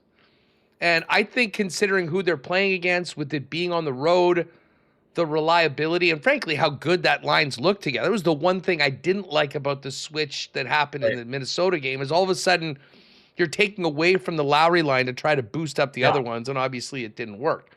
I would expect it to be Lowry, and I mean, flip a coin between the Nemetsnikov and Taves. I think it's who's ever playing better and doing more in the eyes of the coaches right from the get-go tonight. Yeah, it's so either one of 2 things is now true. Then I would agree with you that the Lowry line is the second line. I mean, no matter what line Lowry's on, it's always almost going to be the second line anyways, just in terms of usage. But so one of 2 things is now true. Either Cole Perfetti is a 4th line right winger tonight, or Jonathan Toews is a 4th line center. And I'm not sure either of those developments would have been on the proverbial bingo card a short time ago. I suppose you could look at it that the Jets have a clear top line. They have a number 1 line, and then they have a 2A, a 2B, and a 2C. But yeah, the minutes will be interesting to look at. I mean, special teams obviously could impact it, because you look at, from those special teams, like Toews is on the second power play unit. Obviously Perfetti's on the top power play unit. So we'll see how the minutes shake out. But 5-on-5 minutes will be interesting to watch. And I get what Scott Arniel is doing here. He's, it strikes me that he's trying to balance. He's trying to find a mix of, I think, some speed to play with Toews. And Barron obviously brings that. So I like that. Perfetti and Pearson are both guys that need to get going. And Nemesnikov's, he's gone quiet too.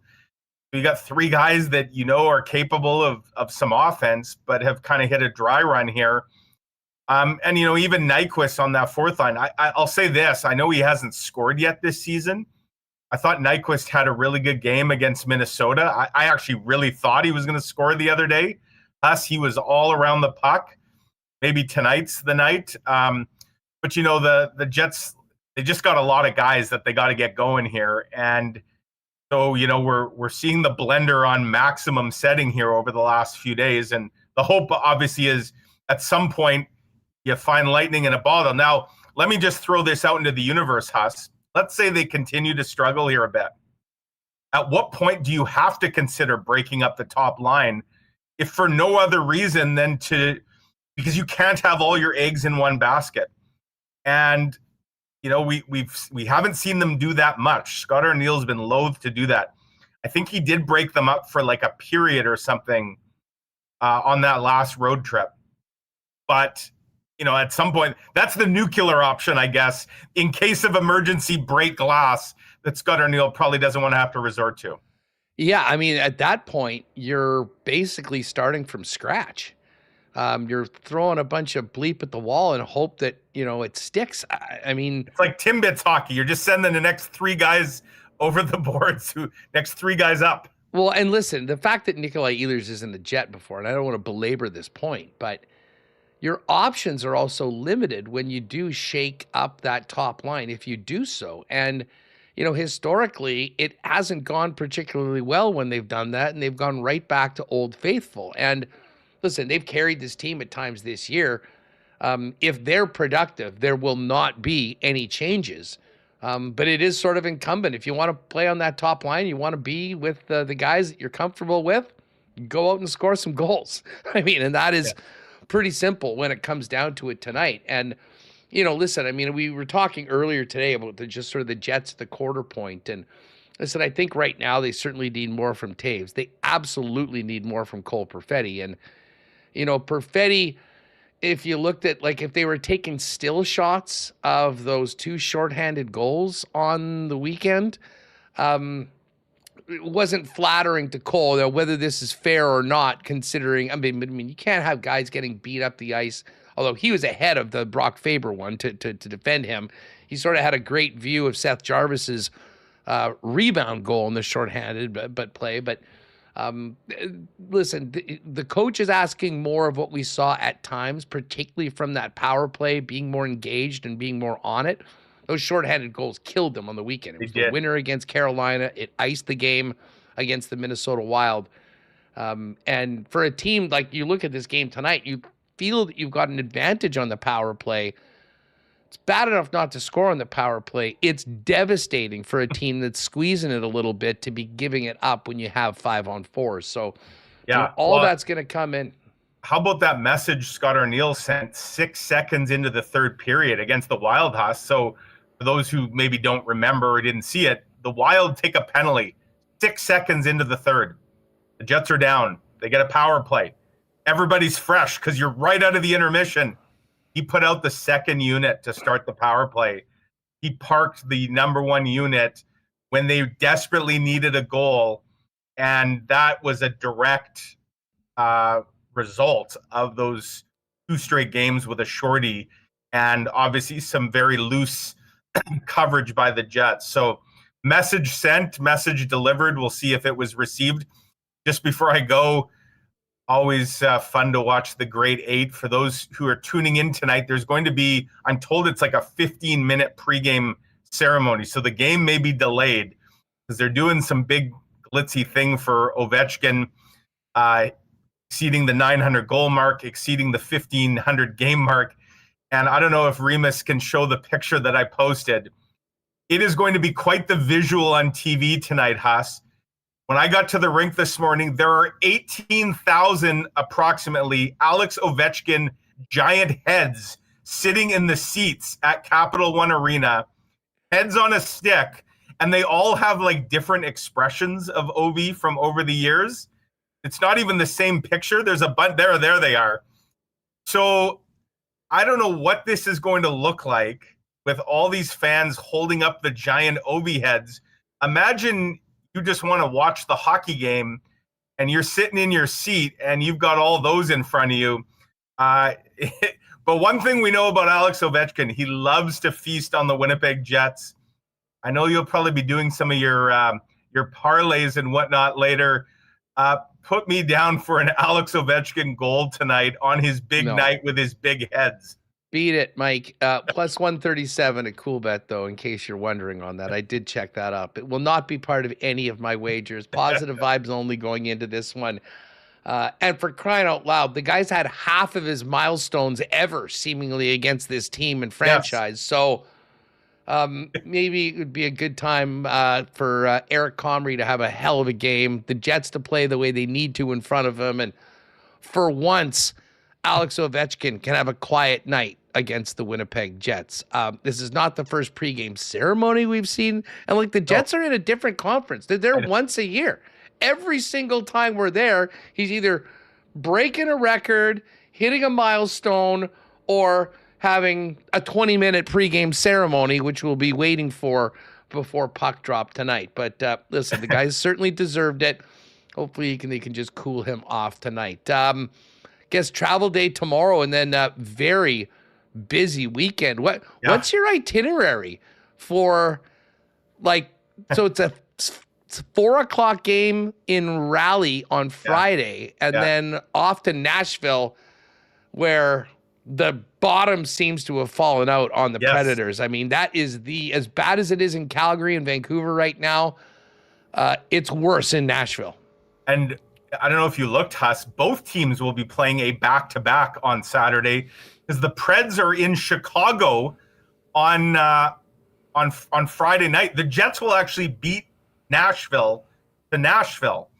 But yeah, so tomorrow fly to Raleigh in the morning. Jets are set to practice tomorrow afternoon in Raleigh tomorrow because they won't have a morning skate on Friday. So I expect they're going to skate tomorrow. I know they've got a big team dinner planned tomorrow night for U.S. Thanksgiving. Let's hope on Friday in Raleigh, to borrow one of Nate Schmidt's classic I know where you're going with this, that they don't leak gravy all over the ice in Raleigh. And then, I fly. The team flies right after the game Friday. I fly Saturday morning, get to Nashville a few hours before puck drop for that game. And then off to Buffalo. But you'll love this. The Jets are off on Sunday. I'm actually not flying to Buffalo till late Sunday night because I'm going to sneak in a quick NFL game in Nashville on Sunday afternoon. I'm going to see I believe Tennessee is the worst team in the league right now. They are. So, and they're playing Jacksonville, they're not too bad. So check that stadium off my list. Tough times in Nashville. The worst team in the NFL and the worst team in the NHL right now. That being said, not to tip off my picks for WST winners on Friday morning, but I will be backing the home team, at least against the spread against the Jags. Mike, thanks so much for doing this. Good talking to you as always. Travel safe, and we'll look forward to seeing you back in the Peg next week. Yeah, or I think we'll maybe chat in Buffalo or Montreal one day early next week. So on. Of course. Five-gamer. We were kind of focusing on these 3 and 4, but a lot of hockey, a couple more next week. There's Mike McIntyre, full coverage, of course, in the pages of the Winnipeg Free Press. Yes, speaking of those Coolbet lines, the boys are about to join me. We're going to get into tomorrow's games. But because we're going to be talking football, let me just quickly tell you, for me, to wrap up our Jets convos, this is a game tonight that they need to lean on the big boys.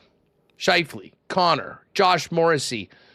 So this is tonight's Ride with Huss. It is up in the exclusives over at Coolbet. We are taking the Jets to win, Kyle Connor to score, Josh Morrissey and Mark Scheifele each to get a point. Let's have the best and most highly paid players on this team play with that sense of urgency, get things going offensively, and get a win. The guy's always taking care of us with a nice little boost. Plus 625 in the exclusives at Coolbet right now. I do actually have there's 15 games in the league tonight. I didn't put the Jets on any parlay, but there is a Ride with Huss and another nice boost. We're taking the Leafs. They're getting all their boys back. Matthews, Nyes, Roy.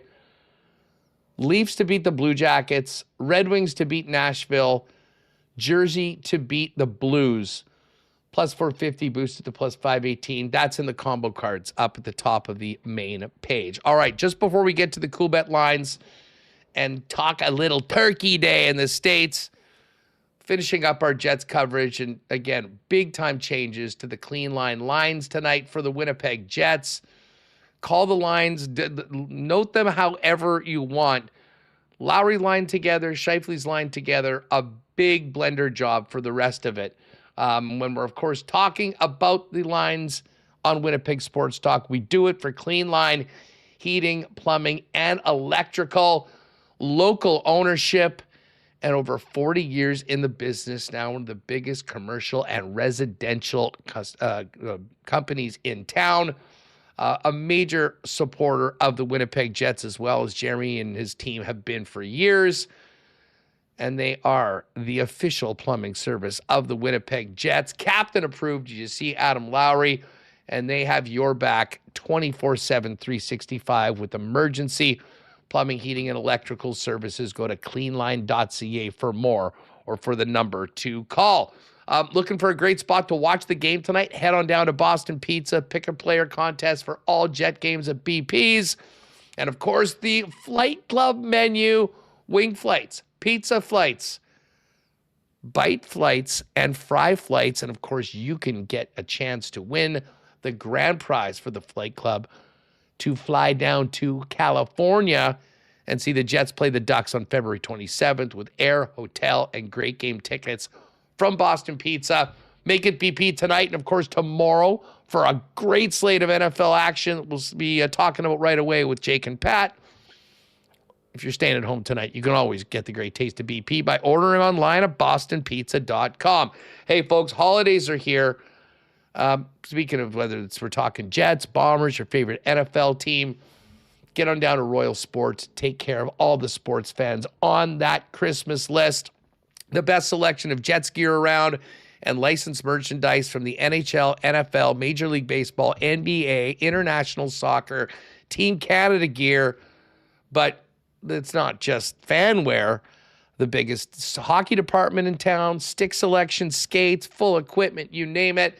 And, of course, the snow's going to fly. Maybe you've got a snowboard trip coming up. They've been the kings of snowboarding in town for a long time as well. They've got it all at Royal Sports. You got to see it to believe it.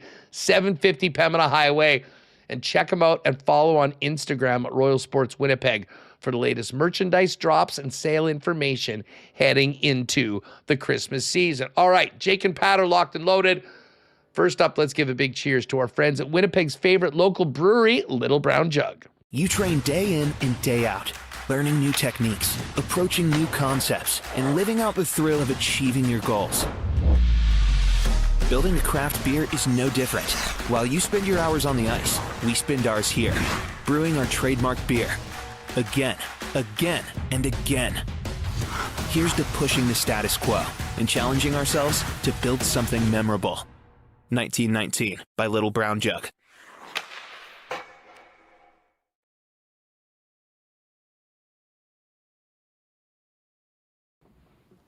All right, let's get this going. We got 15 games in the NHL tonight. A perfect night to cook up a parlay or two in the National Hockey League. But tomorrow is the main course. And that, of course, and listen, as far as Thanksgiving Day slates go, this is the best one I can remember in a really, really long time. The Coolbet boys are here. They're ready to go. Let's welcome in Jake Bolin, Pat Gregoire, to get ready. A mini WST winners because, and it'll be a little shorter probably on Friday because we're not going to have as many games to talk about. But holy smokes, guys, do we have a spread for football fans tomorrow with the Packers and Lions followed by Chiefs, Cowboys, and the night game, the Ravens and Bengals. What's going on? How are you? Doing good, Huss. I know we're north of the border, but this is no doubt one of my favorite holidays of the year. It is unbelievable. And I don't think we've ever seen this good of a slate, or at least in a very, very long time. All three games have meaning behind it. If Joe Burrow plays for the Bengals, I mean, that game becomes even more important, but the slate's great. We'll obviously get into our picks for the games, but if you haven't already, hit that Thanksgiving specials tabs as well. Some really cool bets for just the Thursday slate. We're going to have some exclusives, some combo cards, but yeah, you're right. The spread that we have is certainly going to be enjoyable for the folks celebrating the American Thanksgiving north of the border. Jake, you got to be in good spirits right now. You roll in with the great slate of Thursday games, all these games on Sunday, and your Pats are 10-2, a massive favorite to win the division and on the bye. Well, I mean, they do play Monday night against the Giants, Huss, and then I think they have the bye next week. But yeah, I thought this was the last bye week. No, you're right. I think everyone plays on Thanksgiving, which seems like the everyone following. Plays on Thanksgiving. Seems like the following. Yeah, honestly, Huss, not your fault because it's in December. I'm pretty sure when that gets going. So by the time the Patriots are playing, we're in a totally different month. So I don't fault you there. Yeah, listen, I mean, when it comes to Thanksgiving, listen, I love being Canadian. I have heavy national pride, but these are the minimal times where I'm jealous of Americans because a lot of them get off work, half day on Wednesday, or some of them don't even work the Wednesday, go back to their hometowns. They call it Blackout Wednesday, hit the bars, have a good time. And then Thursday, it's the family time. It's football all day long. So, we get a little bit of the benefit getting to watch NFL football from about 1 p.m. Eastern onward tomorrow. But I think it's safe to say the American Thanksgiving holiday is slightly better than the Canadian Thanksgiving holiday. That's what I just want to put out there. Yeah, listen, I mean, they do it. It's sort of bigger in the States. Like Thanksgiving sometimes is bigger than Christmas. You'll have more people going back home to see family over the course of this weekend than depending on what the Christmas slate is. Biggest travel day in the year. Bar none today. Like airports across the U.S., absolute gong show. My favorite holiday tradition is seeing the screenshot of the highways in LA, seeing all coming out of LAX. Yeah, it's an absolute nightmare to travel. That's why, Jake, some pros, some vets will travel on Tuesday night to avoid any of that. But yeah, I love this holiday. Full disclosure, story time with Patty here. My dad used to take me out of school on Thursdays, and we used to watch the games. That's great. He used to sign me out of school, and we watched the football games all day long. So tradition that I hold near and dear to my heart. And I think the great slate of football is a big reason why Americans seem to have their Thanksgiving feast way earlier than Canadians. I mean, they're serving that thing at like freaking noon or 12:30. There's like some brunch, and then they just eat all day and, stretch out and go in and out of sleep watching games. I will say this. I think that there won't be a lot of sleeping on the couch because I think these games are going to deliver. Let's get right to Bangers, man. Yeah. And we start off with the Packers and the Lions.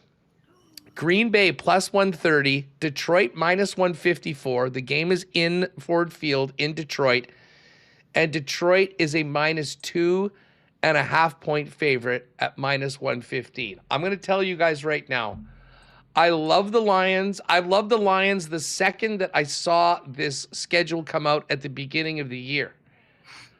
But Jake, I am a little rattled that this 2.5 is sitting there because it does. This feels fishy. The fishometer does feel out. And the only reason that I am a little hesitant on a pick that I've been thinking about for weeks is that this seems like it should be 3 or 3.5. And yet here we are with the 2.5 point spread. And I don't know if we've run the numbers on the 2.5s that have been laid over the course of this season, but we've seen a lot of teams outright winners, although that didn't happen with the Steelers last week when we were on it. What do you make of this matchup and the fact that you don't even have to lay the normal 3 for a home team in a pick'em? Yeah, I mean, listen, I think a lot of it has to do with the fact that there's some concerns still coming in with the Lions. I mean, we saw what happened last week. They had to overcome a double-digit deficit to the New York Giants, and Jameis was throwing all over the field. I think Wan'Dale Robinson had over 150 yards and a touchdown. Jameis scored a receiving touchdown of his own, and I know the Giants have nothing to lose. The only thing that really concerns me, Huss, about picking the Lions in this spot is, once again, as they tend to be, heavy public side for the Detroit Lions. They are at home. Obviously, that helps being indoors. They are indoor cats. We know that. It is kind of a spot here where, Green Bay, first game of the season, kind of took it to them. And, they're kind of in a revenge spot where it's like, are we going to let another team come into our building and beat up on us like they did in week one? I highly doubt it. I got to imagine Dan Campbell's got his team up and ready for this game. It's hard for me to pick a side in this one, but I love the total. I love the over here. I think the Lions have a lot of concerns defensively still. Obviously, Hutchinson on the line has been great, but I think they're going to struggle to get pressure on the quarterback. Love's going to look good. It looks like Jacobs is in as well. The total's at 48 right now. I love the total in this one. Get your day started with a nice over. That's what I'm looking at. To be honest, I think that we might be getting a major serving of points all day long, which is something to think about. I hope so, Huss. I hope so. Pat, as far as the side goes, are you taking the dog or are you riding with the fishy line and the Lions of 2.5? Well, I don't know if they serve cheese at American Thanksgiving. Maybe it's a little platter before you eat food. I'm eating the cheese. I love the Lions here. I really do. I think that probably will be an official play for me. I'm with Jake. I love the over, though. I absolutely love the over. Just for me, like, I feel like all week long, Dan Campbell's going to be harping on these guys to play better. I was trying to find the trends of the Lions on Thanksgiving forever. It was so bad, but I feel like they finally won a game around. last year. I think they lost 7 in a row before that or something like that. Yeah, something they'd also crazy. sucked for a long time. That's what I'm saying. So the trend doesn't work, but I'm just curious to see what they were against the spread since Campbell's come. One thing, though, to keep in mind, since 2001, the Dallas Cowboys and the Detroit Lions have not covered on the same Thanksgiving. That's insane. These two teams play every single year on this holiday, and both of them haven't covered. Well, that's does that fine. mean, though? That's fine because the Chiefs are covering. Exactly. I think I have to bet both ways, Huss. I got to bet Lions to cover and Chiefs to cover, and then I got to bet Packers to cover and Cowboys to cover. I think you got to play it that way. I might have to tease both of those. Speaking of teases, I've got a tease, which we can get to in a little bit, and it does include the overs. Yeah, well, I love it. Let's just quickly hit this next game. Chiefs coming off a season-saving win where really they dominated for the most part of the game. I mean, there was that incredible play by the Colts defensive lineman for the pick in the red zone early on, and then the Kareem Hunt fumble later on the 2-yard line.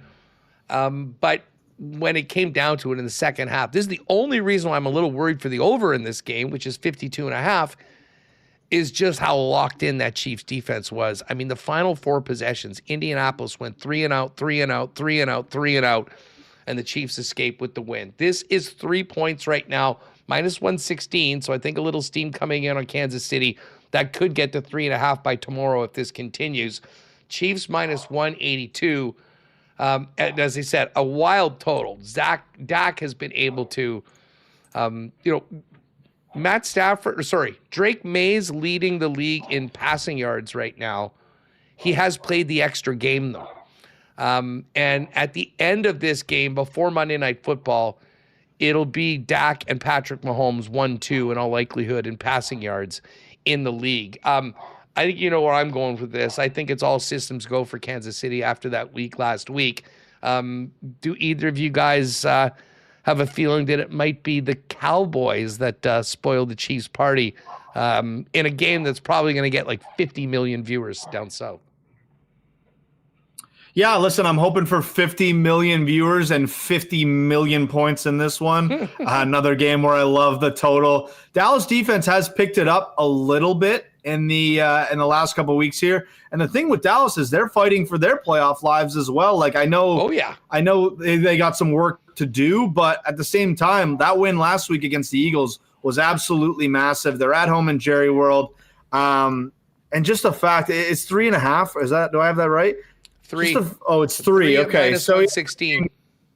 3.5 minus 122. I personally, and this is no offense to you, Huss, I might buy the hook with Dallas just because they are at home, desperate team, just like Kansas City. And the fact we had to grind out that 3-point spread last week against the Colts just to get a push, just like grinding for our lives in the group chat, trying to get a push with the Chiefs. I know it wasn't the prettiest win for them, but they found a way to get it done against, what we expect to be a pretty solid Colts team. So, I think the Dallas showed some fight. I think the defense is looking slightly better, but the offense is that true powerhouse there. I think Mahomes is, in a great spot for a breakout here. So I'd love some points, but I think I might buy the hook with the Cowboys and take the 3.5. I'm calling it right now. Nuclear game for Patrick Mahomes. I was already looking at passing touchdown numbers for Mahomes. It was the over 2.5 is plus 153. I might even sprinkle over 3.5. And I think for touchdown scorers, the Chiefs' motto is EGE, everybody got to eat. There might be a lot of receivers around that turkey after the game with number 15. I agree. And I was on the Chiefs. We got the push. Like Jake said, I've never grinded so hard for a push in my life before. I've never cheered for the Chiefs ever before. And I was jumping off my couch, willing that team to victory and to cover. But I think I said it last week on WST Winners, turning point. Like, I can see it now. The championship DVD started last week, and now the Chiefs are just going to be on a warpath. I think, yes, Jake, you bring up some points about how the Cowboys defense has been playing a lot better. You bring up a point how that offense has come to life, which is also a reason, why you might like the over. But I just think this is where the Chiefs now start being the Chiefs again. So I'm probably going to lay the 3. I probably will do a money line parlay just because it is only minus 182. But the bet that I love the most, and it made me money last week, and I'm going to continue riding it because this team is better when Patty Mahomes uses his legs, over 22.5 rushing yards. It is just night and day how much better that team is when Mahomes is a threat to run with his legs. It really is. Well, and it's close games that he runs. Like normally they don't want him doing it. And if they're up by 14 or whatever, they'll just, throw it away. When they need it, third down particularly, he can do it, and we'll run on that. All right, let's get to the final game. And this is an interesting one. The Bengals stink. T. Higgins is out, but Joey B is back. It looks like Joe Burrow is going to play in this game. The line is 7 right now. I got to tell you, this is a divisional game. This is pretty much the Bengals Super Bowl this year. They're not going to the playoffs. And the fact that they're bringing Joe Burrow back for this game tells you that they want to make a statement that while they missed their quarterback for 2 months and, it's been a brutal season, they can still play with the Ravens. These AFC North games are always seemingly close. And to be honest, guys, the Ravens have not looked good in their last couple games. Lamar's been really pedestrian in their last couple coming back. I love the Bengals against the number with plus 7. If you want to be, it's minus 111 at plus 7. I do have a ticket in it at plus 7.5 in a parlay at minus 123. But where are you guys at? We rolling with the Bengals as the underdog in this one and a nice, fun, exciting finale to a great day of Turkey Day football? Yeah, listen, when it comes to this division, Huss. Oh, sorry, Patty. No, I was just going to say when it comes to this division. Go ahead. You always take the dog. Like that tends to be the case. 7 points is a lot of points, Huss. I'm a little concerned with, Burrow having not been in action, however many weeks it's been. I think he hasn't been in action since like week 2 when I went back and checked. So it's been a little while for him, but he will have his top target in Jamar Chase, who I expect to eat pretty heavy on the Thanksgiving feast. If they're chasing the game, I assume we're going to get a heavy dose of that. The one number I was staring at in the props, Huss, and I know Lamar isn't 100% just by the way he's been playing and, kind of the talk around him. But Lamar Jackson rushing yards, I feel like this is a team he always gashes up. It's 26.5 right now, minus 115 to the over in the props right now. Listen to this. In his last 7 games against the Bengals. 33 rush yards, 55, 54, 54, 58, 88, 97. I just picture Lamar running all over this team. And, the minute he doesn't see something downfield, he can escape the pressure. 26.5 is not a lot of rushing yards for a game that, frankly, the Ravens got to keep pace here. Just because they've taken back the league in the North doesn't mean they're cruising to the playoffs here. There's a lot of work still to be done. Love it. Pat, you're with us on taking the points? 100%, especially if you buy that half. And hey, Jake, get off my lawn. Quarterback rushing props are my thing. I was actually going to say a parlay that just came in my head while we were talking about the Chiefs game. Maybe a little turkey trot. Patrick Mahomes over 22.5 rushing yards. Mm-hmm. Lamar Jackson over 26.5 rushing yards. And then I know Jordan Love's not the most mobile, but he'll move the sticks. We just buy it down to his second option at over 5.5. You put all those three together, plus 384. Do it. Lock that one in. That's actually the fun. The turkey trot. So you guys always have the best names for those combos up in the combo cards. As far as the games overall, as I said, I do like the Chiefs at 2.5. I mean, a way to play it if we want to be conservative, take the Chiefs to 2.5 as well, and then the Bengals to 7.5, guys. And if we do that, let me just take these money line options off. 483, I think. The Ravens, 483. So we get in and over 5-1. I love that. 100%. I love that one. Okay. So give me the numbers again, Huss. Lions. Lions minus 2.5. Chiefs minus 2.5. Bengals plus 7.5. Plus 483 before a boost. And again, if you want to have some fun, and Pat, maybe this will translate into your teas, but over 48, over 52.5, over 51.5 is right around 6-1. If we're just going to serve up overs all day long. What did you have for the teas, Pat? Yeah, so you brought up a point. That total does scare me in the Chiefs game. Like, that defense was unbelievable, especially down the stretch, man. Like, anytime you felt like, oh, this could be it, the Chiefs could be cooked here, 3-0. So I stayed away from that. I went Packers, Lions over 41.5.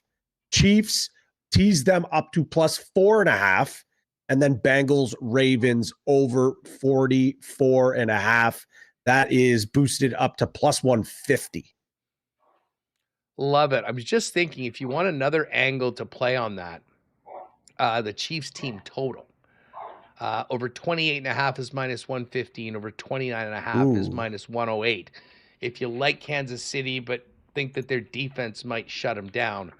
And again, my favorite play that I will be on, over 2.5 passing touchdowns for Patrick Mahomes tomorrow at plus 153. Now, boys, what about house callers? Is there someone we like in each game that we could get? Because I know I'm going to have to build a TD parlay, probably a couple TD parlays for tomorrow. I'd love to get you guys in on one if we can find one from each game that you like. Okay. I mean, do we all want to take a game, or do we want to do it separately? I'll just throw this out, and I've been talking about it for the last couple days with friends.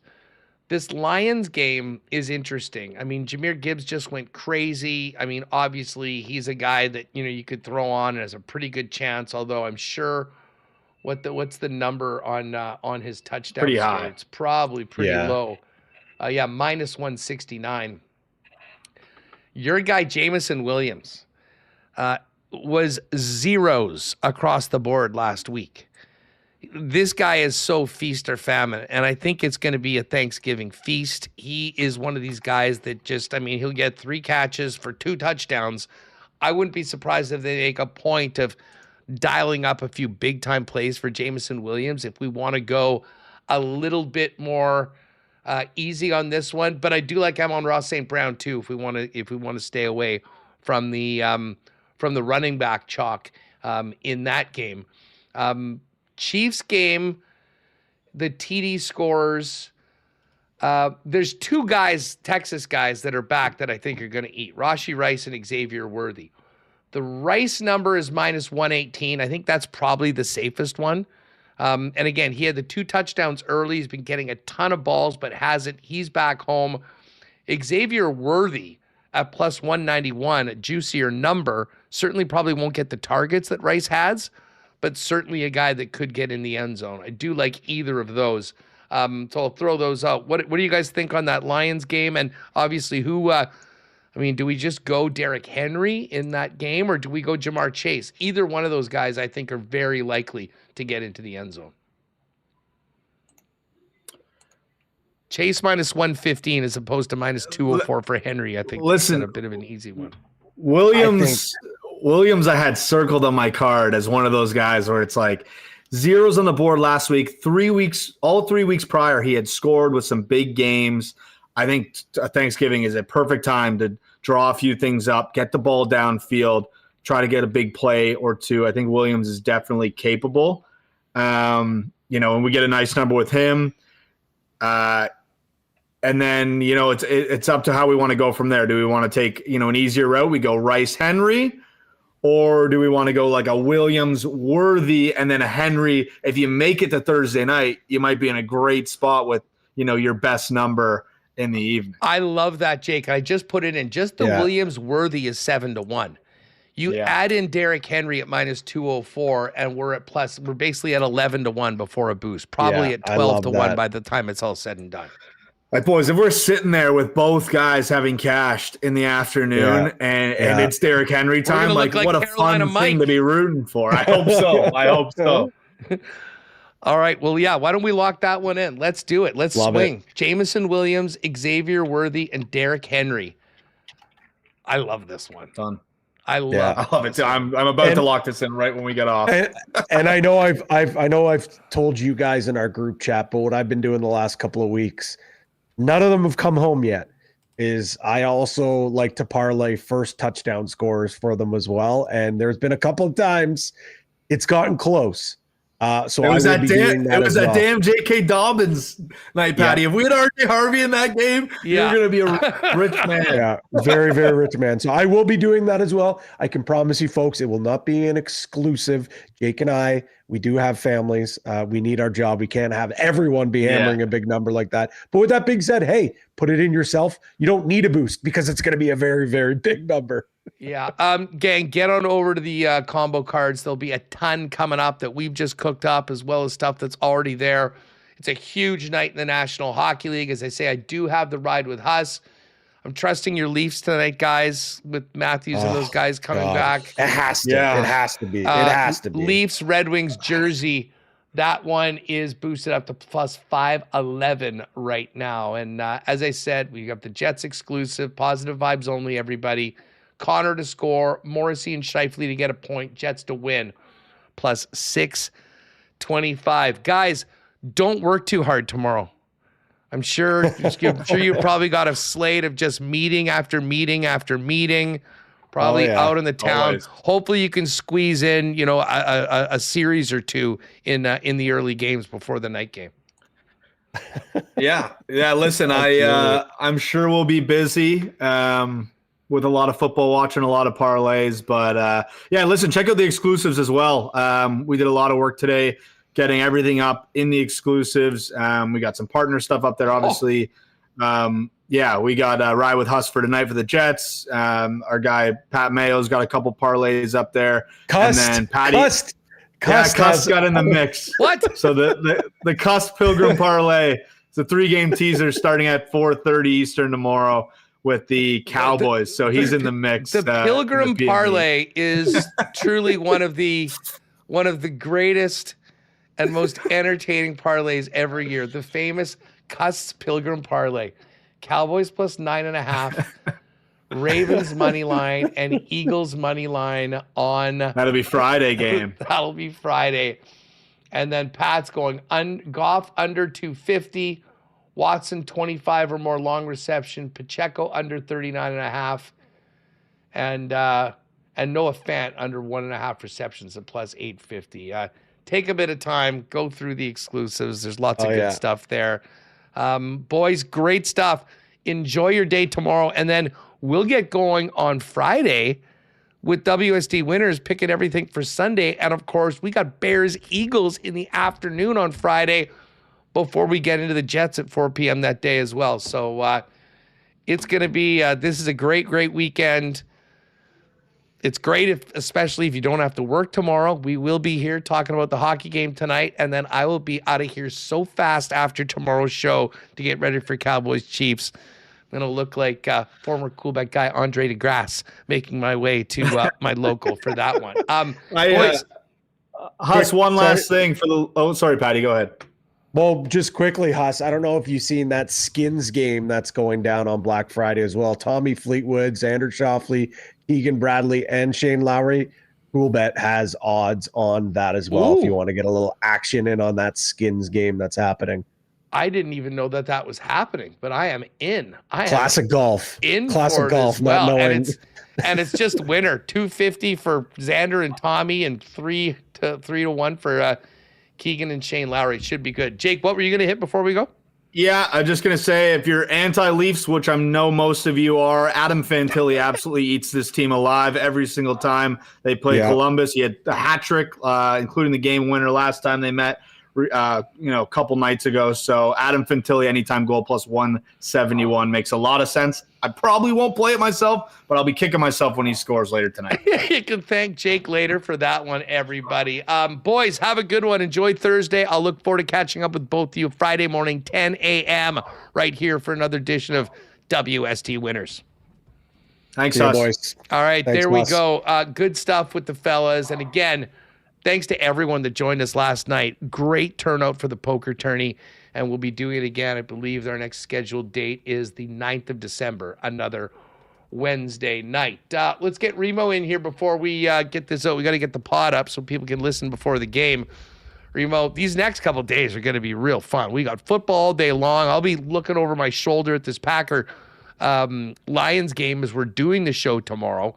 Then we get Chiefs Cowboys. Then we get Bengals Ravens. And then the next day, we'll be getting into NFL action with the Bears and Eagles, followed by a 4 p.m. Jet game. Yeah, Black Friday, the NHL trying to take over Black Friday with the Jets playing at 4. And that Skins game, that's streaming on Amazon. They're trying to get in on Black Friday. Great way for them to promote all their deals. Should we do the show earlier on Friday? Get out in time. Although it's actually going to be a pseudo Jets pregame show is really what it's going to turn into. Yeah, I'm good for anything, I guess, because if we go 1 to 3, it's right before the pregame. And it's funny that Thomas Milic is going to make his NHL debut the day after Black Friday, as Connor Hellebuck made his NHL debut 1 year on Black Friday in Minnesota. Expected. I mean, they haven't confirmed that right now. I don't. Right, that's not confirmed, but that's fair. Yes, expected to make his debut. I guess we'll see what happens. And yeah, they're starting games at 11 a.m. Central on Friday. NFL. I did see the NFL game is on TSN, but let's say you don't subscribe. I think Amazon is broadcasting it for free as well on Prime. They're getting in and so I'm curious, what's the halftime show in Dallas tomorrow? Is it Beyonce? Again, that's what it was. She did, or did she was last year? She did one of them last year. Dolly Parton was in Dallas. They always do something. Wasn't Shabuzi in Detroit last year? I haven't even seen the halftime shows. You know who's doing the halftime show in Detroit this year? No, who? Jack White. Really? Yeah, that'll be awesome. Oh, and that is produced crazy. by Eminem. What? Eminem signed a deal with the Lions to produce their halftime shows for the next 3 years. Okay. It's Post Malone is Cowboys. Yeah, Cowboys Chiefs. That's right. That's right. Lil Jon is Ravens Bengals. Okay, that's crazy. I might have to tune in. They're really trying to make this Thanksgiving like insane now with like the best games of the week on Thursday. It used to be like Lions getting destroyed by whoever, like Joey Harrington at quarterback. Piano Man. Yeah, now you have legitimate teams. So yeah, that should be exciting. But we do have the Jets tonight and so many games on the schedule, Huss. So this is actually a very exciting. A lot of deals out there happening. As you mentioned, Royal got just about everything. Got friends texting me, where can you get a hockey stick? Oh, yeah. This time of year, they've got inventory like all over the walls there. So they're going nuts. But yeah, join us tomorrow. We'll take you through the. You can throw the TV, the game on the tube. We'll break down tonight's game. Marat coming on tomorrow? Marat coming on. You know who else coming on? I know you wanted to get to this. John Cullen will be giving us a full curling breakdown as the Olympic trials are going on. So the curling in the forefront, and NHL at the Thanksgiving break. We'll be looking at the standings, discussing who's in the playoffs, who's out, and who's got a chance to make the jump, and who's looking to fall out. And, trade boards are starting to come out now that we're hitting this Thanksgiving point. There's all sorts going. Just quickly on the curling, I believe, Homan beat Carey Anderson in 7-6 and 10. So what this means is that Homan's going to finish first. Carey will be second, and Carey, I believe, is playing Christina Black, the hometown team from Halifax, based on their tiebreaker. So we'll set that one up. On the men's side of things, Matt Dunstone lost to Brad Jacobs earlier today. Mike McEwen beat Brad Gushue. So the standings right now are Jacobs at 5-1. Dunstone, Gushue, and McEwen are at 4-2.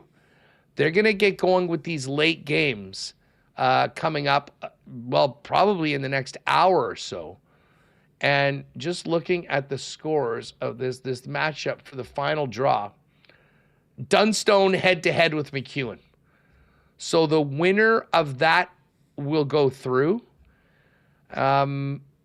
And I know that Brad Jacobs is playing Brad Gushue. So I guess we're hoping that Gushue loses. And then we could have Dunstone and McEwen playing again in the 2-3 game. I believe I saw and John Cullen will break this down. I think the final is a best of 3 in the playoffs in the men's side of things. I'm not sure whether it's different on both. But we've got a lot of big time curling. So John Cullen will join us for a full breakdown of everything happening. We'll be all over tomorrow's Jets games and all the action in the NFL. All right, that's going to do it for us. Thanks to everyone that joined us live on YouTube today. Shout out to all you podcast listeners. Thanks again to everyone that joined us for the poker tourney. Great times. Congratulations to Elias on his win. And good luck to the Jets' Elias on his first NHL game tonight. Thanks to all the sponsors that make WST happen each and every day. And thanks to Pat and Jake, Mike McIntyre, and Connor and Remis for a fun Jets of the Quarter season conversation. That is going to do it for us. Enjoy the game tonight. We'll see you tomorrow right here on Winnipeg Sports Talk. Have a great night. Oh, my God. Oh! Shut it down. Let's go home. Thanks for tuning in to Winnipeg Sports Talk Daily. Make sure to subscribe on YouTube and your favorite podcast feed at winnipegsportstalk.com.